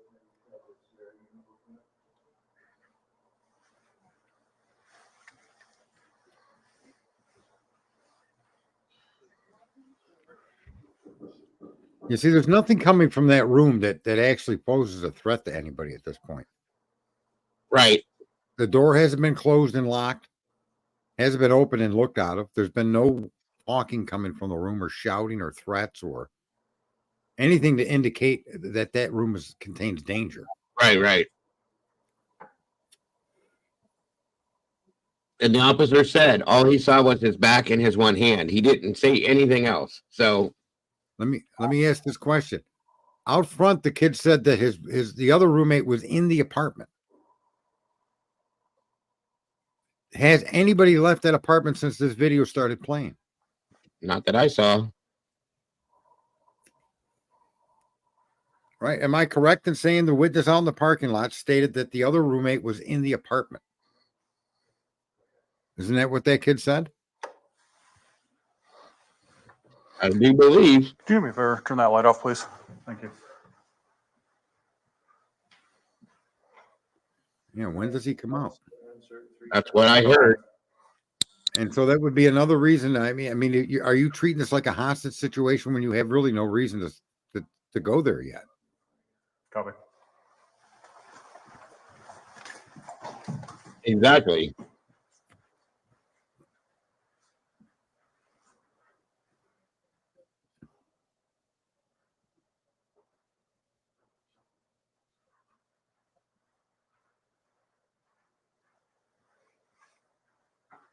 Right, Salty.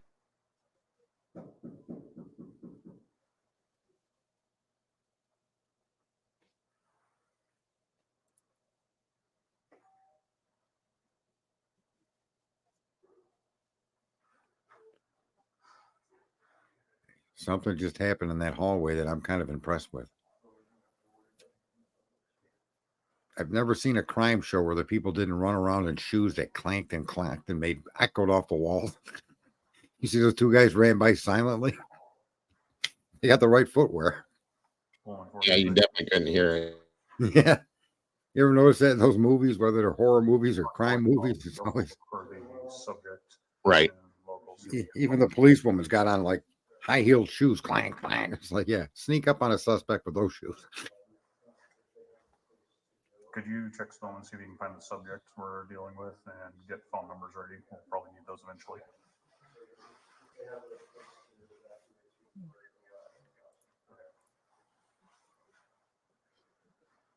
Oh yeah, the hallway is carpeted, Sarge.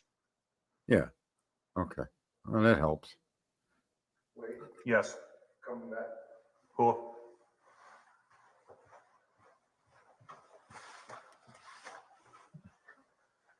I'm curious to see if they enter this apartment again. Left of us is a stairwell. Mm-hmm. Right of us appears to be. They do at some point. I remember seeing that. Lana had that. Appears to be vacant. Copy. And Aaron's working on down below. And nothing above us, right? Nothing above us. Okay.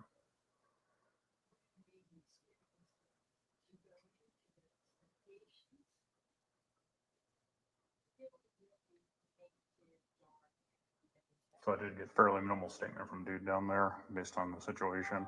Once we get more assets in place, we should probably get fuller from both roommates.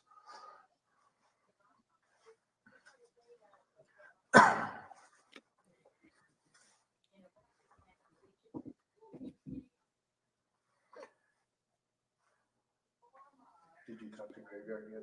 I haven't done anything on that. Graveyard OIC 406. Probably Shane is my guess. How many do you have working? It's okay, Nelly. What are they waiting on? I don't understand. All of you but one. Waiting to put assets in place so that the scene is secure. And Yeah, I figured that, but like they're doing a lot less out here than I thought they'd do. I was unable to immediately twist that thing to make sure the door is locked to give us that extra second. I'm not sure if there's a lock button on the electronic keypad. I'd like to check that. Whatever you can carry, honey. he had entrance to the apartment that he wouldn't leave the door open. It's just shocking to me. That's what I didn't understand either, was as they did that and then walked out and shut the door. Well, he made sure with the key that it stayed open, that it was unlocked. But see if it's possible.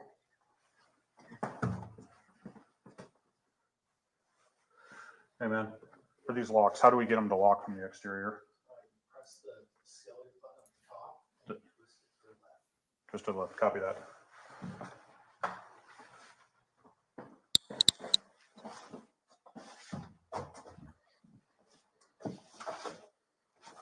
Military? Okay. Cover. Yep.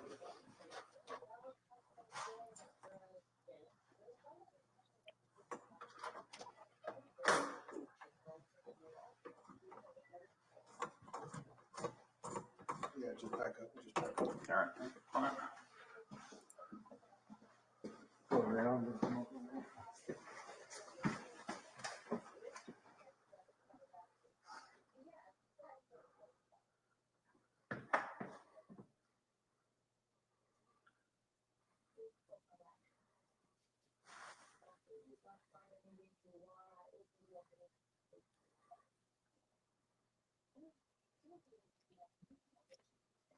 Did he just lock that door? That's what it looked like to me.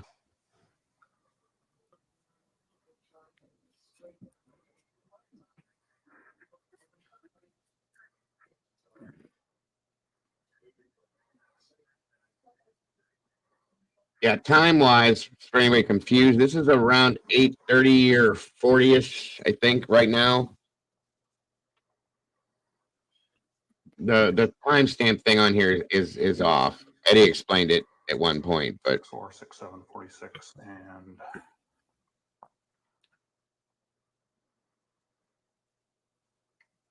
Rock Shane, Kayla, and I cannot remember who their fourth was.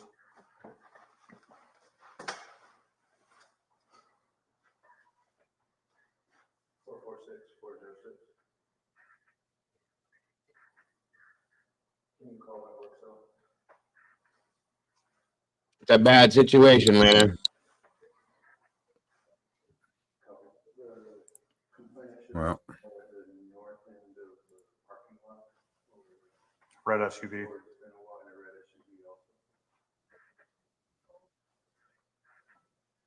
If you can work on getting as much background info as you can there.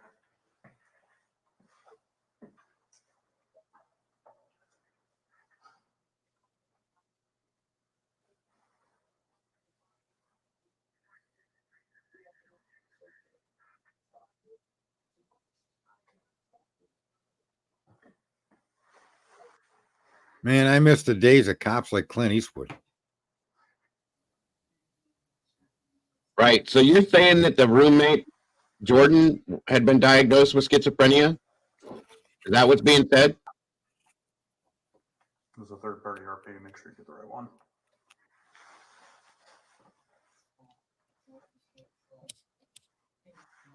All right, one more segment.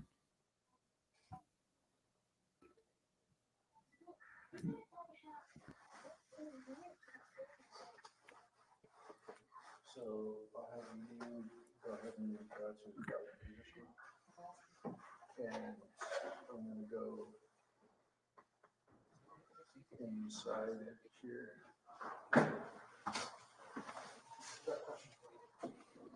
Second in the apartment.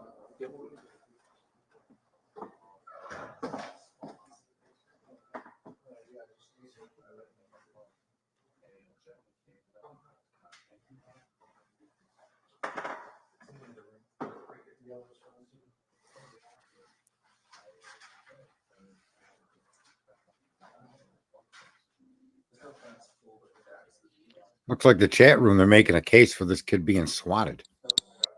I'm reading this stuff now, and I did not know. I mean, that's why I asked him. Well, the policeman did say he didn't see a gun. He saw what was could have You been got, black and black of you him. got to be kidding me. That better. Oh my God. What? If he has schizophrenia, there could have been 20 other people in there, to be fair. Be nice, CLUEMINATI. That's a fact. And Lana just said that Jordan Baker, who the roommate was, has schizophrenia. This is from his own mouth and his family. And if this was something he imagined in his mind, Yeah, that's the equivalent of swatting them. good Jesus, this is insane.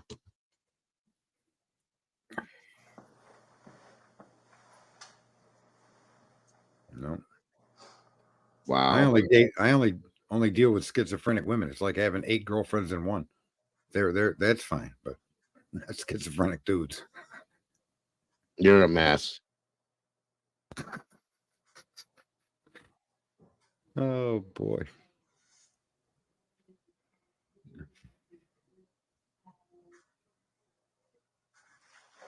I do believe so, Jules.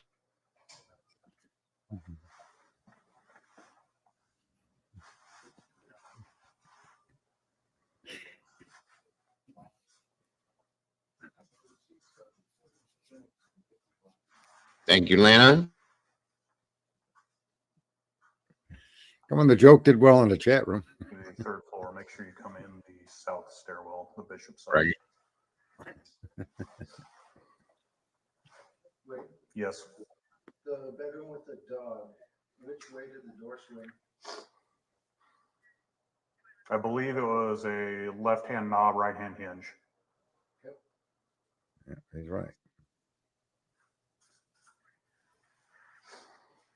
Aaron, can you watch the door for a second? Yes, sir. Yep, different from layout. Okay, I got it back. Move this trash can and prop the door open, please.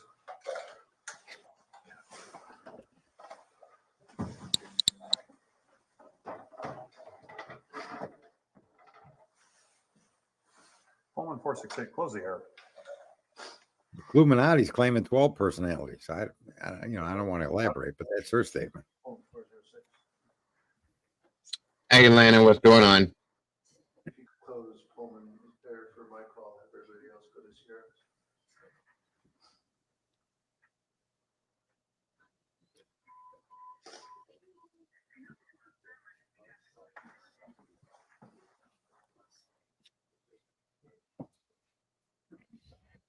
Can't you, how long does it go on with them just standing there watching this freaking door? Hey, Lena, Laney, Lena. I get your name wrong every time, but I do mean well when I say hello. Okay, somebody's saying that that's Simon outside, not Jordan. So, see, I didn't know.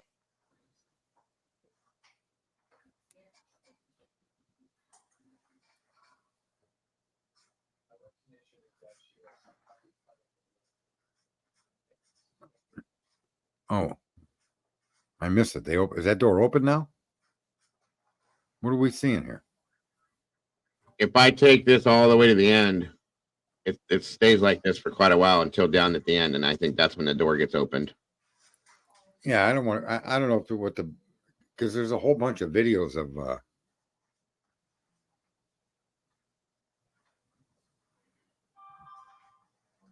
Does it ever get opened?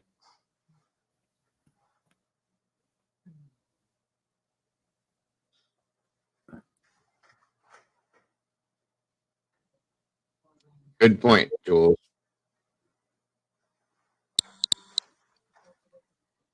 And nothing happens. The main thing to me about this new clip was the roommate. The rest of them is now standing around there being idiots. Yeah. So we've joined the ranks of the Keystone Cops, I think, long enough. Okay, now they got the chair and that shield in front of the door. Okay. At this point, and moving forward. Still standing there, moving forward. Still standing there, moving forward. We're gonna chase him to stop him from shooting. Yeah, they never showed that door open. Yeah. Brian said there's nothing going on. You're going to keep seeing what you're seeing. Okay, this part here, I redacted something here. This coming up here. Likely, yes. Yeah, they wedged the shield up against the door to protect their balls. What good is that shield? Were they worried about getting shot in the foot? I'm good, but it's just. I don't know what that shield does. That's Send kind me of somebody else, please. Yeah. It must be the cups the policemen wear. They call them shields. What the heck is going on here? Hey, Danielle. Is there something coming up because it's redacted again here in a second? Yeah. What's up? Blanket. Josh, you want to take Wade's spot? Yeah. I guess I'm kind of with Ray's question. If he flees with a firearm, we either need to shoot him or chase him. Yes. So that retract my previous non-chasing statement. We need to. Did he just say what I think he said? Yeah. Wow. Apprehend him and stop him. Yes.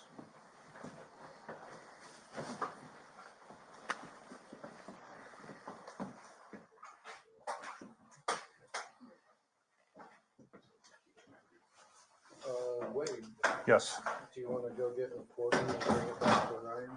How about I grab 2, and then if I get one more body, I can wait in that stairwell until relieved. Perfect. Okay. So Josh Wade's gonna come out behind you and go to the right.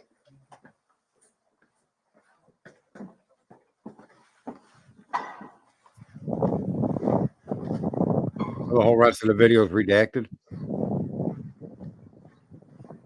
Oh, here we go. I'm sorry. I'm behind the times.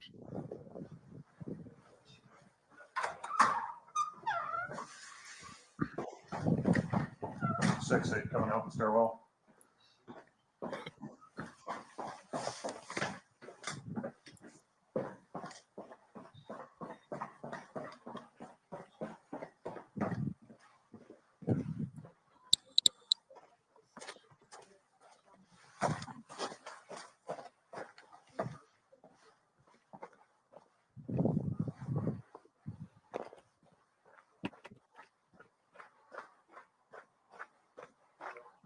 Is Brian currently in the apartment by himself?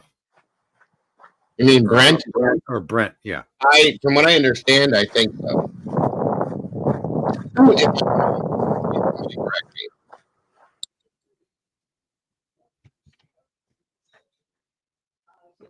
And that was it. Yeah, I'm just surprised that they had the ability to enter that premises and they didn't. Oh, no, absolutely, man. That's what I want to know with this, because I'm very disgruntled about how this was handled. This was a Purple Heart recipient, a military hero, in my opinion, and this could have been handled in a way different scenario from what I've seen, and I'm very unhappy with the outcome of it.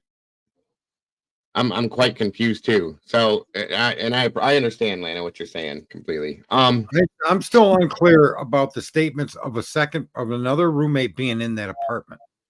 That video didn't clear. That video added that from that kid in the parking lot. Can we go back and see if that's what he said? Because I don't want to get out of here crazy. If that kid's saying there's some of the other roommates still in the apartment, then what's going on? That what you would expect, like at a domestic dispute and even stuff like that. They do enter the premises. Why and when did he come out? If that's the case, that's the other problem. And if he did come out, right? Why didn't they go in? Yeah, I agree. And that's what we're going to look at again real quick. Hold on. Yeah, see, Jules is saying the guy did say. Good. I just don't want to go around half baked because I didn't hear everything. It happens to me occasionally because I'm getting old. Yeah, it would be up further when they were actually. The kid did say a guy named Christian was still inside the apartment. Right, and they didn't call out for Christian to see if they could get him released or anything, or Christian wasn't present to be. I didn't see anybody leave the apartment. That's what I thought I heard too. Yes. No, I mean, as far as the apartment numbering. Okay, so War Eagle says that Jordan said that Christian was still, or whoever this is, Simon or whatever. But yeah. Let's hear what he says, though, to be specifically clear. Absolutely. Because he may have said he was still in there when I left. I don't know. Yeah. I'll play this whole beginning part again. And 06. Yeah, him chatting with that kid. Zoom to it. 68. Correction, 4768. I believe it's going to be the top floor. He's been getting. Okay. Okay, thank you. all right, it should be coming here. Thank you for this, Brian. Very much appreciated. Seriously, because a lot of us don't know and didn't know any of this, never seen or heard any of this, and didn't even get to know see who the roommates were. So thank you, Brian. I very much. All the way at that end. So if you go up those 3 flights of stairs and you go to the left, it's 311. Is it in the middle of the building or like one end or? It's in the middle. Okay. 311. Yes, It's 311. Okay. So. Okay, thank you, Randall. All right. Is it on this side of the building? It's the side. Like if you go up. Okay, real quick. Jameson just said that Jordan and Christian are the roommates and that Simon was the neighbor in that apartment 305. So, okay. So is it down face that way, side or down this that way? If you go up these stairs to the 3rd floor, it's to the left. Can you see the windows to it? Or is it on the other side of the building? So I think you see that 3rd window? I believe it's over there. Okay.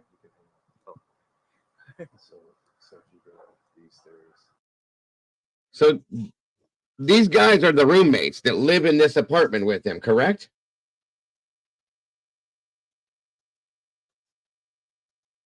And the way that they're talking about this apartment is like, I believe it's over here. And I mean, if I lived there, I think I would know like where it's at.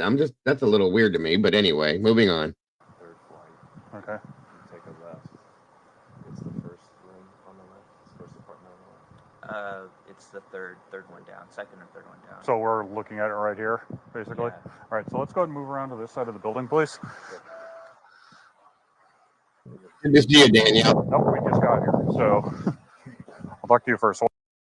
Okay, so that is Jordan War Eagle saying. Thank you. What's going on? So the last couple hours, he's been escalating. He's been getting very angry, talking to himself, talking nonsense. Okay. But it wasn't until the last hour when I was on a video cam with my friend right here where he threatened to shoot both me and my roommate. He made multiple threats. Amen, Lana. Like, where's your other? I think he's locked himself in his room because I saw his light on and he's trying to be quiet because he has. Okay, there it is. I think he's locked himself in his room because the light's on and he's trying to be quiet. Okay, that is what we hear. That is Jordan saying that. I think he doesn't know what my roommate's like. Up here, he doesn't. What's your other roommate's name?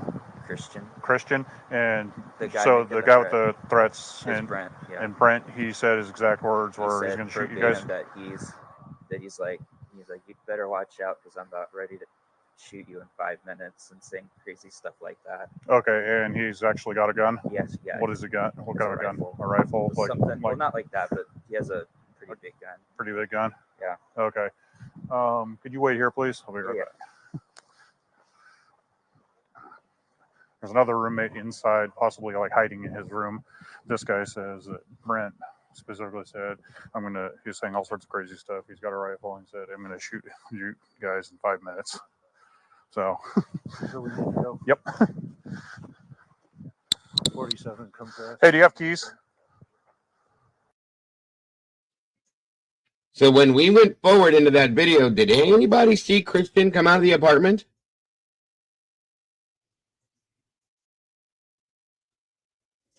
I didn't. Okay. Walk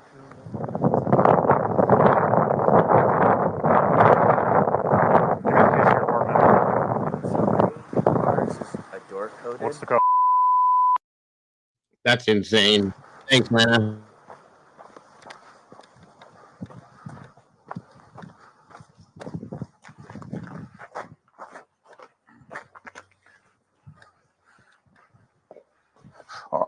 Move. Armed subject threatened to shoot the other roommate in there in 5 minutes. Good point, Joe.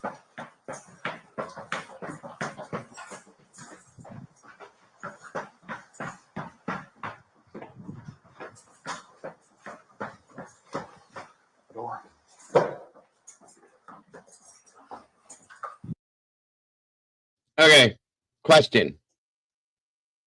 And then, guys, just tell me if I'm off with this. They just had the conversation with Jordan, and there didn't seem to be that urgency as they're having that conversation. Right, he even laughed.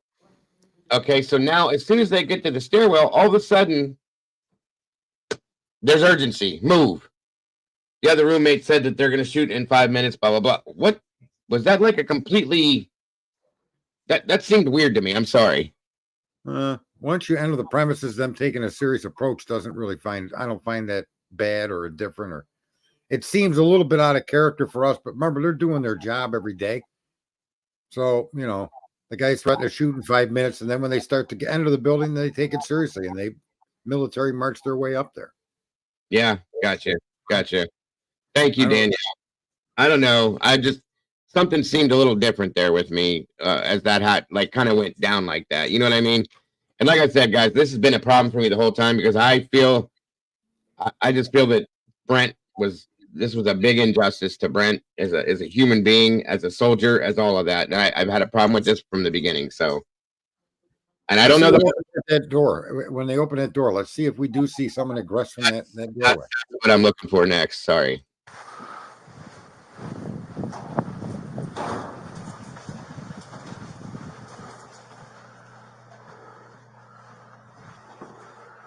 That's 205. I'm going to push it. I get what you're saying, man. 311.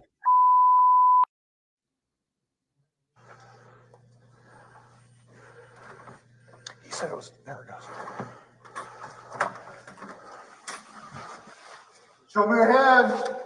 Please show your hands. Step out here. Hands up! Hold it, Go into please! the bedroom. Police department, hands up. Slowly come to the door. Do it now. Home police, come on out. Hands empty. Do it now. All right, so it did redact. That's why we may not have seen anybody leave the apartment. See. But if they're removing the other roommate, we should hear them conversating with him as he's coming out of the apartment, right or wrong. We'll see. Let it play through. Right. And Jordan never to be seen again. Where did Jordan drive off to after speaking to the police? That's a great point there, Lana. Great point. Yeah, I believe so. He did not go into the one on the right. He went straight ahead. Got it. All right, back to who were they talking to? Each other? Who were they talking to? Each other, or was there a third voice in that short little talk there? I think I'm going to back up. Hold on. All right, let's try this again.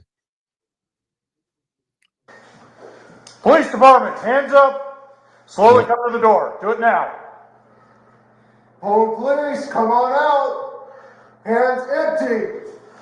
Do it now.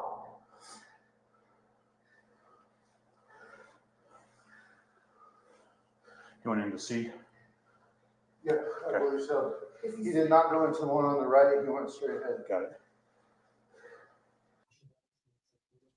Did you catch that? Because I didn't quite catch what they just said. I caught enough of it to know that they're talking about possibly seeing Brent walk straight ahead. That was just between the two cops, right? Yes. Okay. Just verifying. Sorry. And for sure not an A behind us. We do For not know. sure. Heidi, ask for everyone to come to the front door of this apartment. We need all units to come to 311 top floor.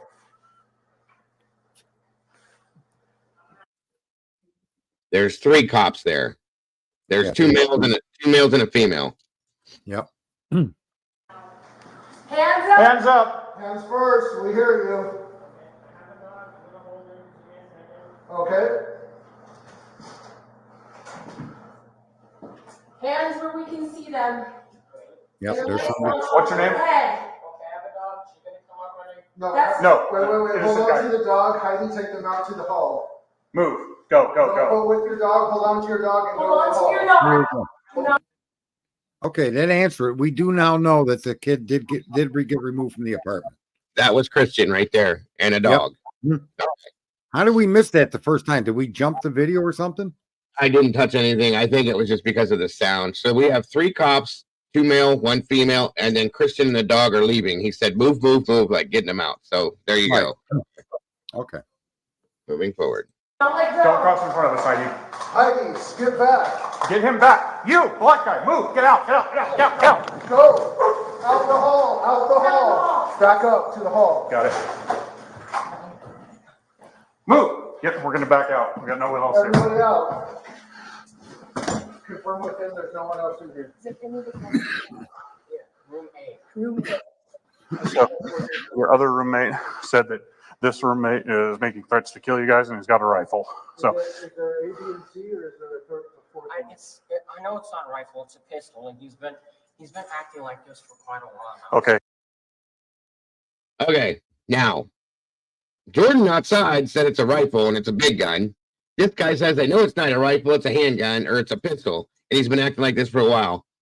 Which one is it, guys? Now, does this go back to the fact that Jordan is schizophrenic? We don't know.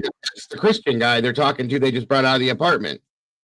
He said pistol. Jordan outside said rifle, and it's big. That was his words.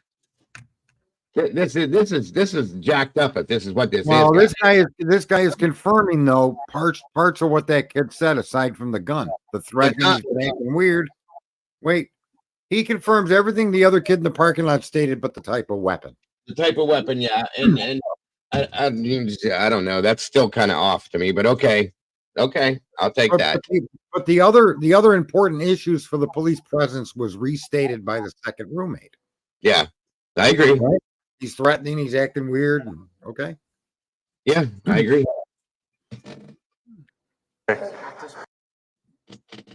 Which room is he in? He's in room A.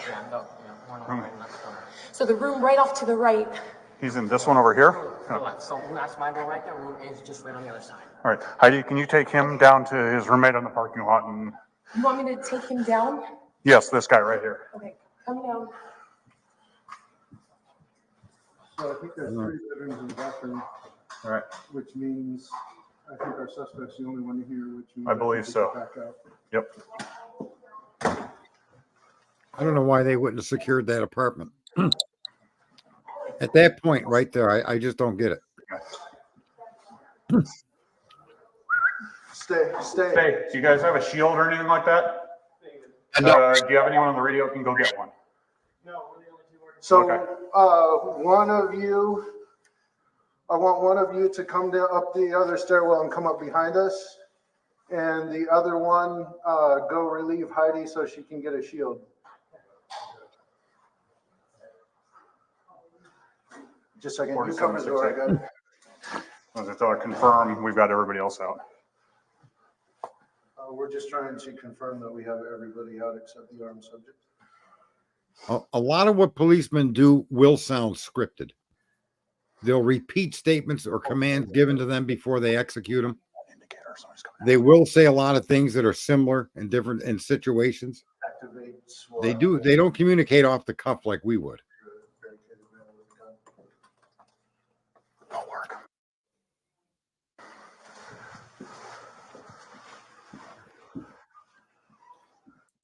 All right, again, reiterate what time this is. Are you still here, Eddie? Rewind it to when they go into the apartment and notice how they don't even care about the room off to the right. Yeah, I did see that, Lana. Hold on a minute.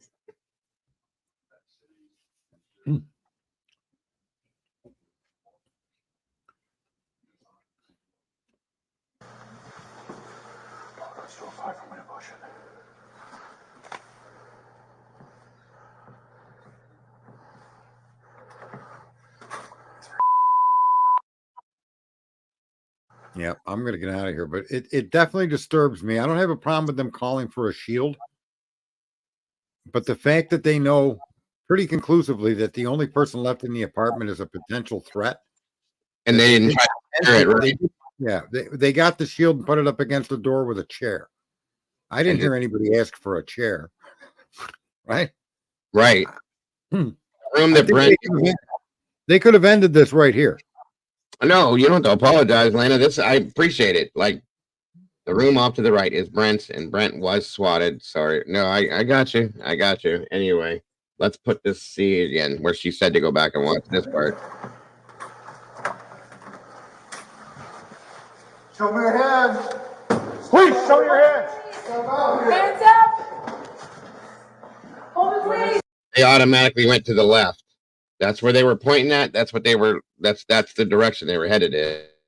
Right, and there was a door right behind him. If that guy was going to shoot, he had him right dead to rights right there. Exactly. The door to the right was right there. I knew that when you go into the apartment to the right, it's right there. I had seen it in Lana's video that she put up. So yeah, that does make sense. One more time, she said. Okay.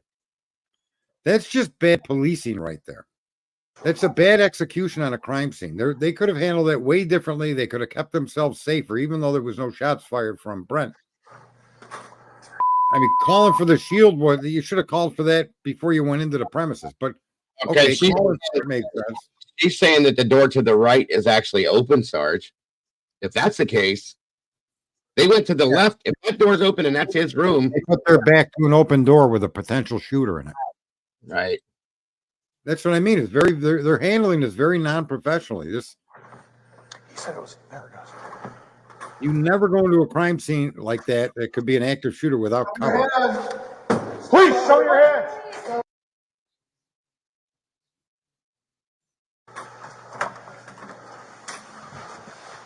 Show me your hand. Right. No one even reacts to the other door. That cop is so lucky. That's a big mistake right there. I can't tell. It does look like the door might be open. It's No, I hard don't to see an open door there. I don't see any light coming from a door through that hinge gap. You said to turn it down to real slow. Okay, sorry. One quick second, guys. All right, let's do this one more time. Here we go. Oh, there. No, that's not an open door.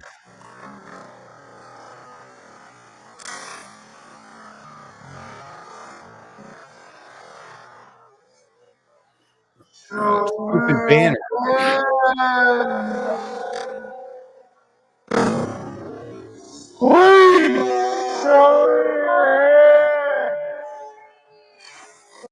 Oh, wait a minute. Did you see that? The light? No. Watch this. No, I didn't see it. What I'm seeing is a door frame in white and the door. Hold on. And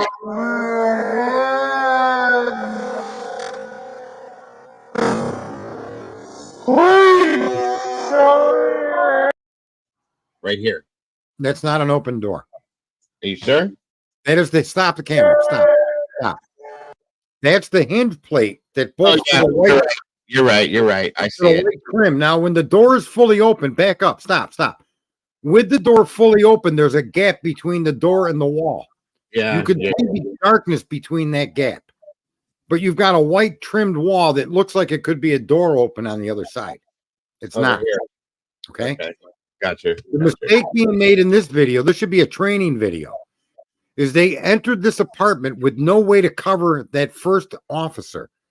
His back is now to a doorway that could have a potential shooter in it. Oh, absolutely. The man on the left cannot provide cover to the policeman in the front. There should be another to the right of him that causes his other shoulder as they go into the door. One man should have went to the left around the door, and the other man should have went to the direction the guy in front is going. Yes. That door should have been entered by two officers simultaneously. Actually, I think a third one in there like this as they come in. I don't know if you could have got a third one through, but I'm just saying the way they entered that house is just that is just dangerous. You get shot in the back so quick that way. And the cop standing in the hallway here at the outside of the doorway, he should be going in to the left, and the cop that's in the center should be going around to the right around that door to see if there's anything behind it. Or that door should have been open to its maximum ability to make sure nothing was behind the door.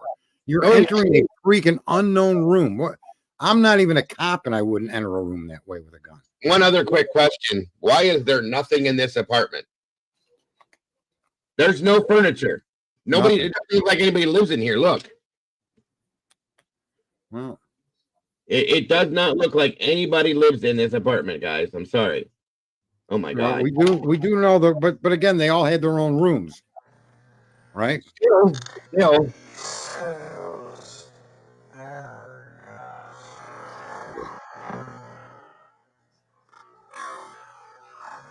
How do they know that all the lights are off and would need a light? All the curtains closed. That's a good point too, Lena. There's something in front of him right there. I don't know if that's a chair or a table. Something right there in front of him. What is it? I don't see it. The green light is flashing on it. See it? There was a computer there or something.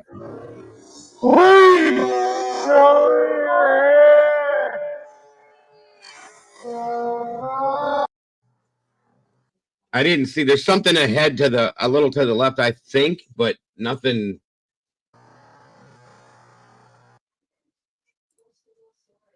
The noise. I don't know about college-age kids having stuff in three guys in a communal living space. There may be a couch up against the wall that we just don't see in this coverage. Hey, Heather, good to see you. It just looked like it was a completely empty apartment to me, but I'm not saying that. Not saying it is, just saying that's how it looked. Okay. They're saying the green reflecting. And Jules said that light reflecting off something, and I do see something over there, but it doesn't look like a regularly like. Let it play through. See what happens. Living in. They all have their own stuff in their own rooms. Well, yeah, but Brent's room after this all was over had nothing in it either, from what I understand, except for a bed. Right. See, what's stop right there? Stop. That is the door handle. flashing green. Okay. Yep.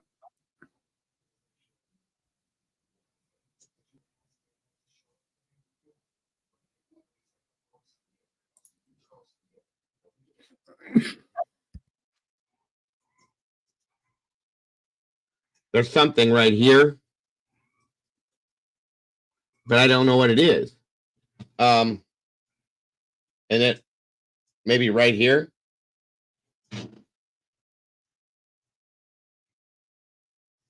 Oh no, just over here with a light on it. What the hell is that?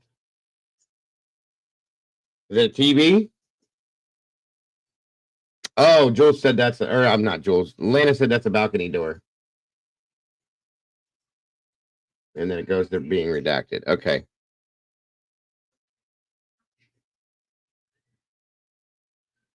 Okay, then hold on a minute here. Let me go through past the redaction as they're coming back out.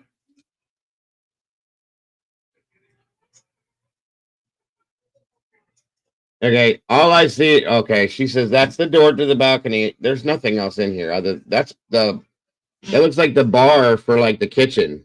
You know what I mean? Like the like a bar type area, breakfast bar, whatever you want to call it. And then you're right, there was never one sound that I heard come from him per se if he's in there. Well, they didn't even try to make contact with the guy. Now that the apartment was clear, I don't know, you know, what their protocol is. It's a cutout with the wall. Yeah, Jules, I got you. Right. They didn't make any contact with him at all or try to. They go in, they pull Christian out, shut the door, and that's it. There was no kind of anything. No. Were they waiting on what do you call them? I don't even know, the negotiator? I mean, what the hell was the deal with this? I don't know, because it doesn't seem to me that he ignored the command, police come out with your hands up. He ignored that command if he's in the apartment. So that I understand, but I don't understand why they didn't go into that apartment and try to talk him out of there and see what the problem was before they turned into they got to turn into Rambo or something. Yeah, they could have went in and surrounded the door he's in and dealt with it in that sense, but they just walked back out of the apartment after they moved the guy out. That makes no sense to me. Right, you gave them the full run of the apartment and all the access to the outside windows from wherever they face. I don't know, man. And then they said something about he went straight across. This is crazy. This is bullshit. I'm sorry. All right, I'm going to pull my dead ass up out of here. Yes, sir. Thank you for being a good show today, and I appreciate. I think everybody missed you. I better hit like. There you go. I forget to hit like all the time. I appreciate that, sir. Thank you. You better like yourself. You were up here all day. All the other creators that are out there, I appreciate it. Hello. Everybody in the chat room is awesome. Oh yeah. Good show. Lana, as many mistakes as I have corrections. Absolutely. You are appreciated, my friend. Be good. Yes, sir. See you soon, hopefully. Absolutely. Yeah, this is definitely a mess, a bit of a conundrum. I like saying that word, conundrum.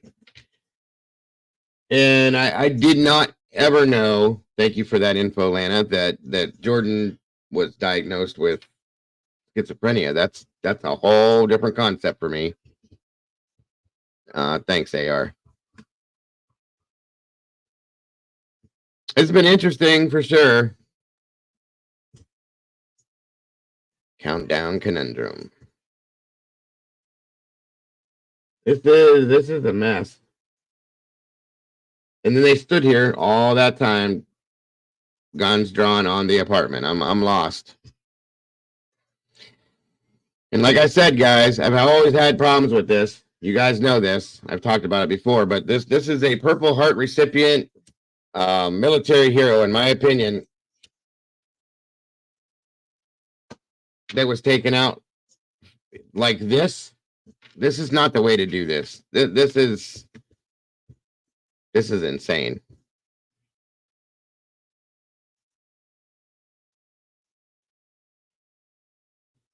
Wow.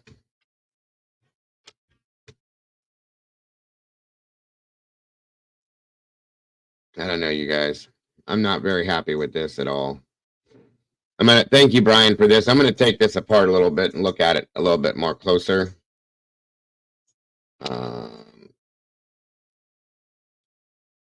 They handled this completely in my mishandled. I agree, Danielle. That's what I'm saying. He can do this for our country. They know that he had PTSD. You know, I mean, come on. And this is how he was treated. I have had a big problem with this. I'm sorry. I stay stuck on the friend saying he was the one with the cops called that night. Yeah, yeah.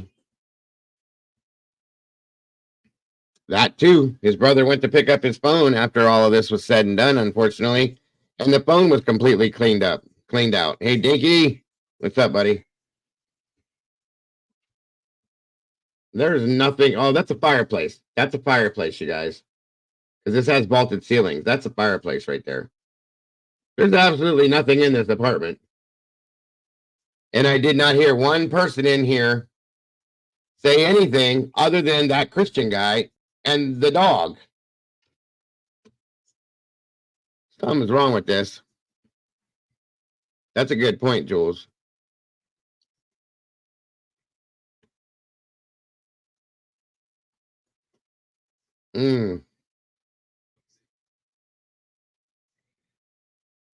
Chief said SWAT hasn't even gotten there yet with a negotiator, and this video gets very frustrating and sad.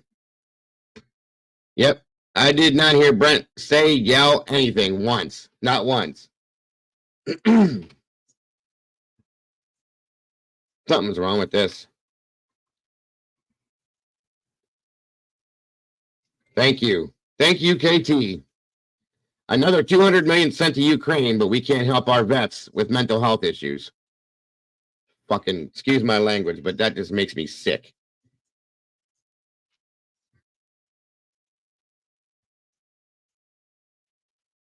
KT in the house. What a do. Great comment, KT.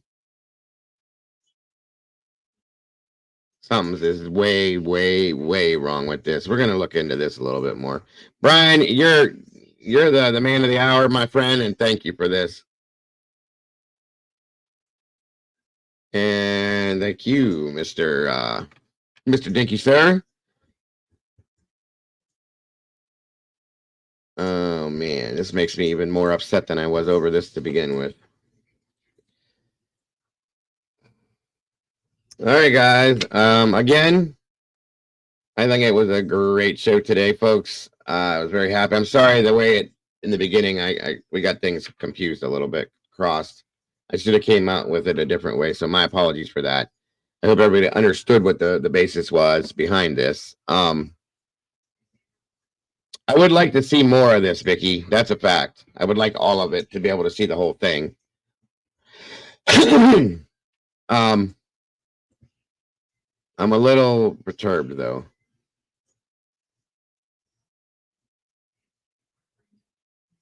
Yeah, I agree, Boston.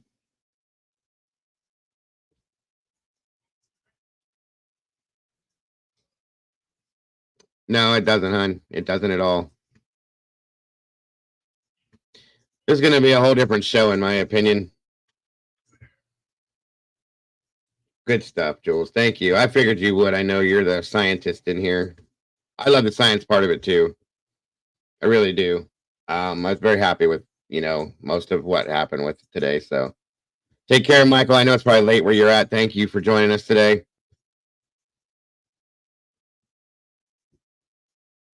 That's a fact right there. Definitely need some transparency on this. That's a fact, too. Thank you, Harlot. You guys are great with this today. Seriously. Every bit of this.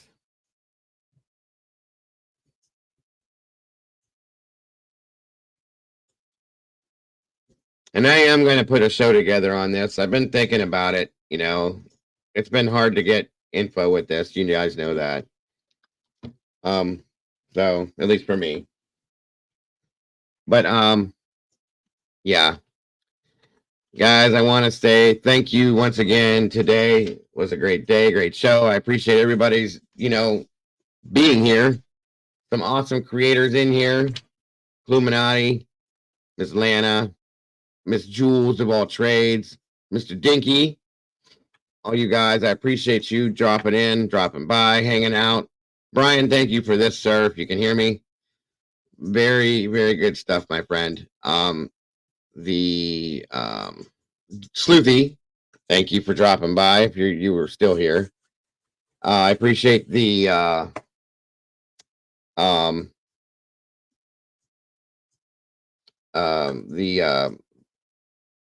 mapping. That stuff was great too. Appreciate that very much. Awesome, Hoffy. Good to have you here. You're good. Oh, AR, absolutely. AR was in here as well. We had a channel full of creators today, so thank you guys all very much for the support. And everybody else that was in here, guys, you're amazing. I appreciate all of you for your support as well. I think, and Titanium, yes, Tanya was in here as well. We had a full house today, guys. That's awesome. Very awesome. I appreciate all of you guys very, very much. Mr. Willie, good to have you here, my friend. Becoming another creator as well. That's okay, Vicky. That's okay. John Boy, all you guys that are in here, thank you guys so much for joining us today. Absolutely. Much needed good discussions for sure. Absolutely. I agree. I do agree. And Sarge, thank you so much for your input. Always appreciated. It was very interesting, guys. Very interesting and very, very good discussion. I'm very happy with that. Every one of you guys, thank you guys for being here today. I appreciate you. You never know. You may see me tonight. Who knows? I hope you guys have a great rest of your day. That's true too, Robert. Thank you for that point. Have a great rest of your day. If I don't see you guys tonight, I will see you tomorrow. Don't forget to love yourselves and love each other. Don't change a thing about yourselves because you guys are the beautiful people. Have an amazing day, guys. Bye-bye.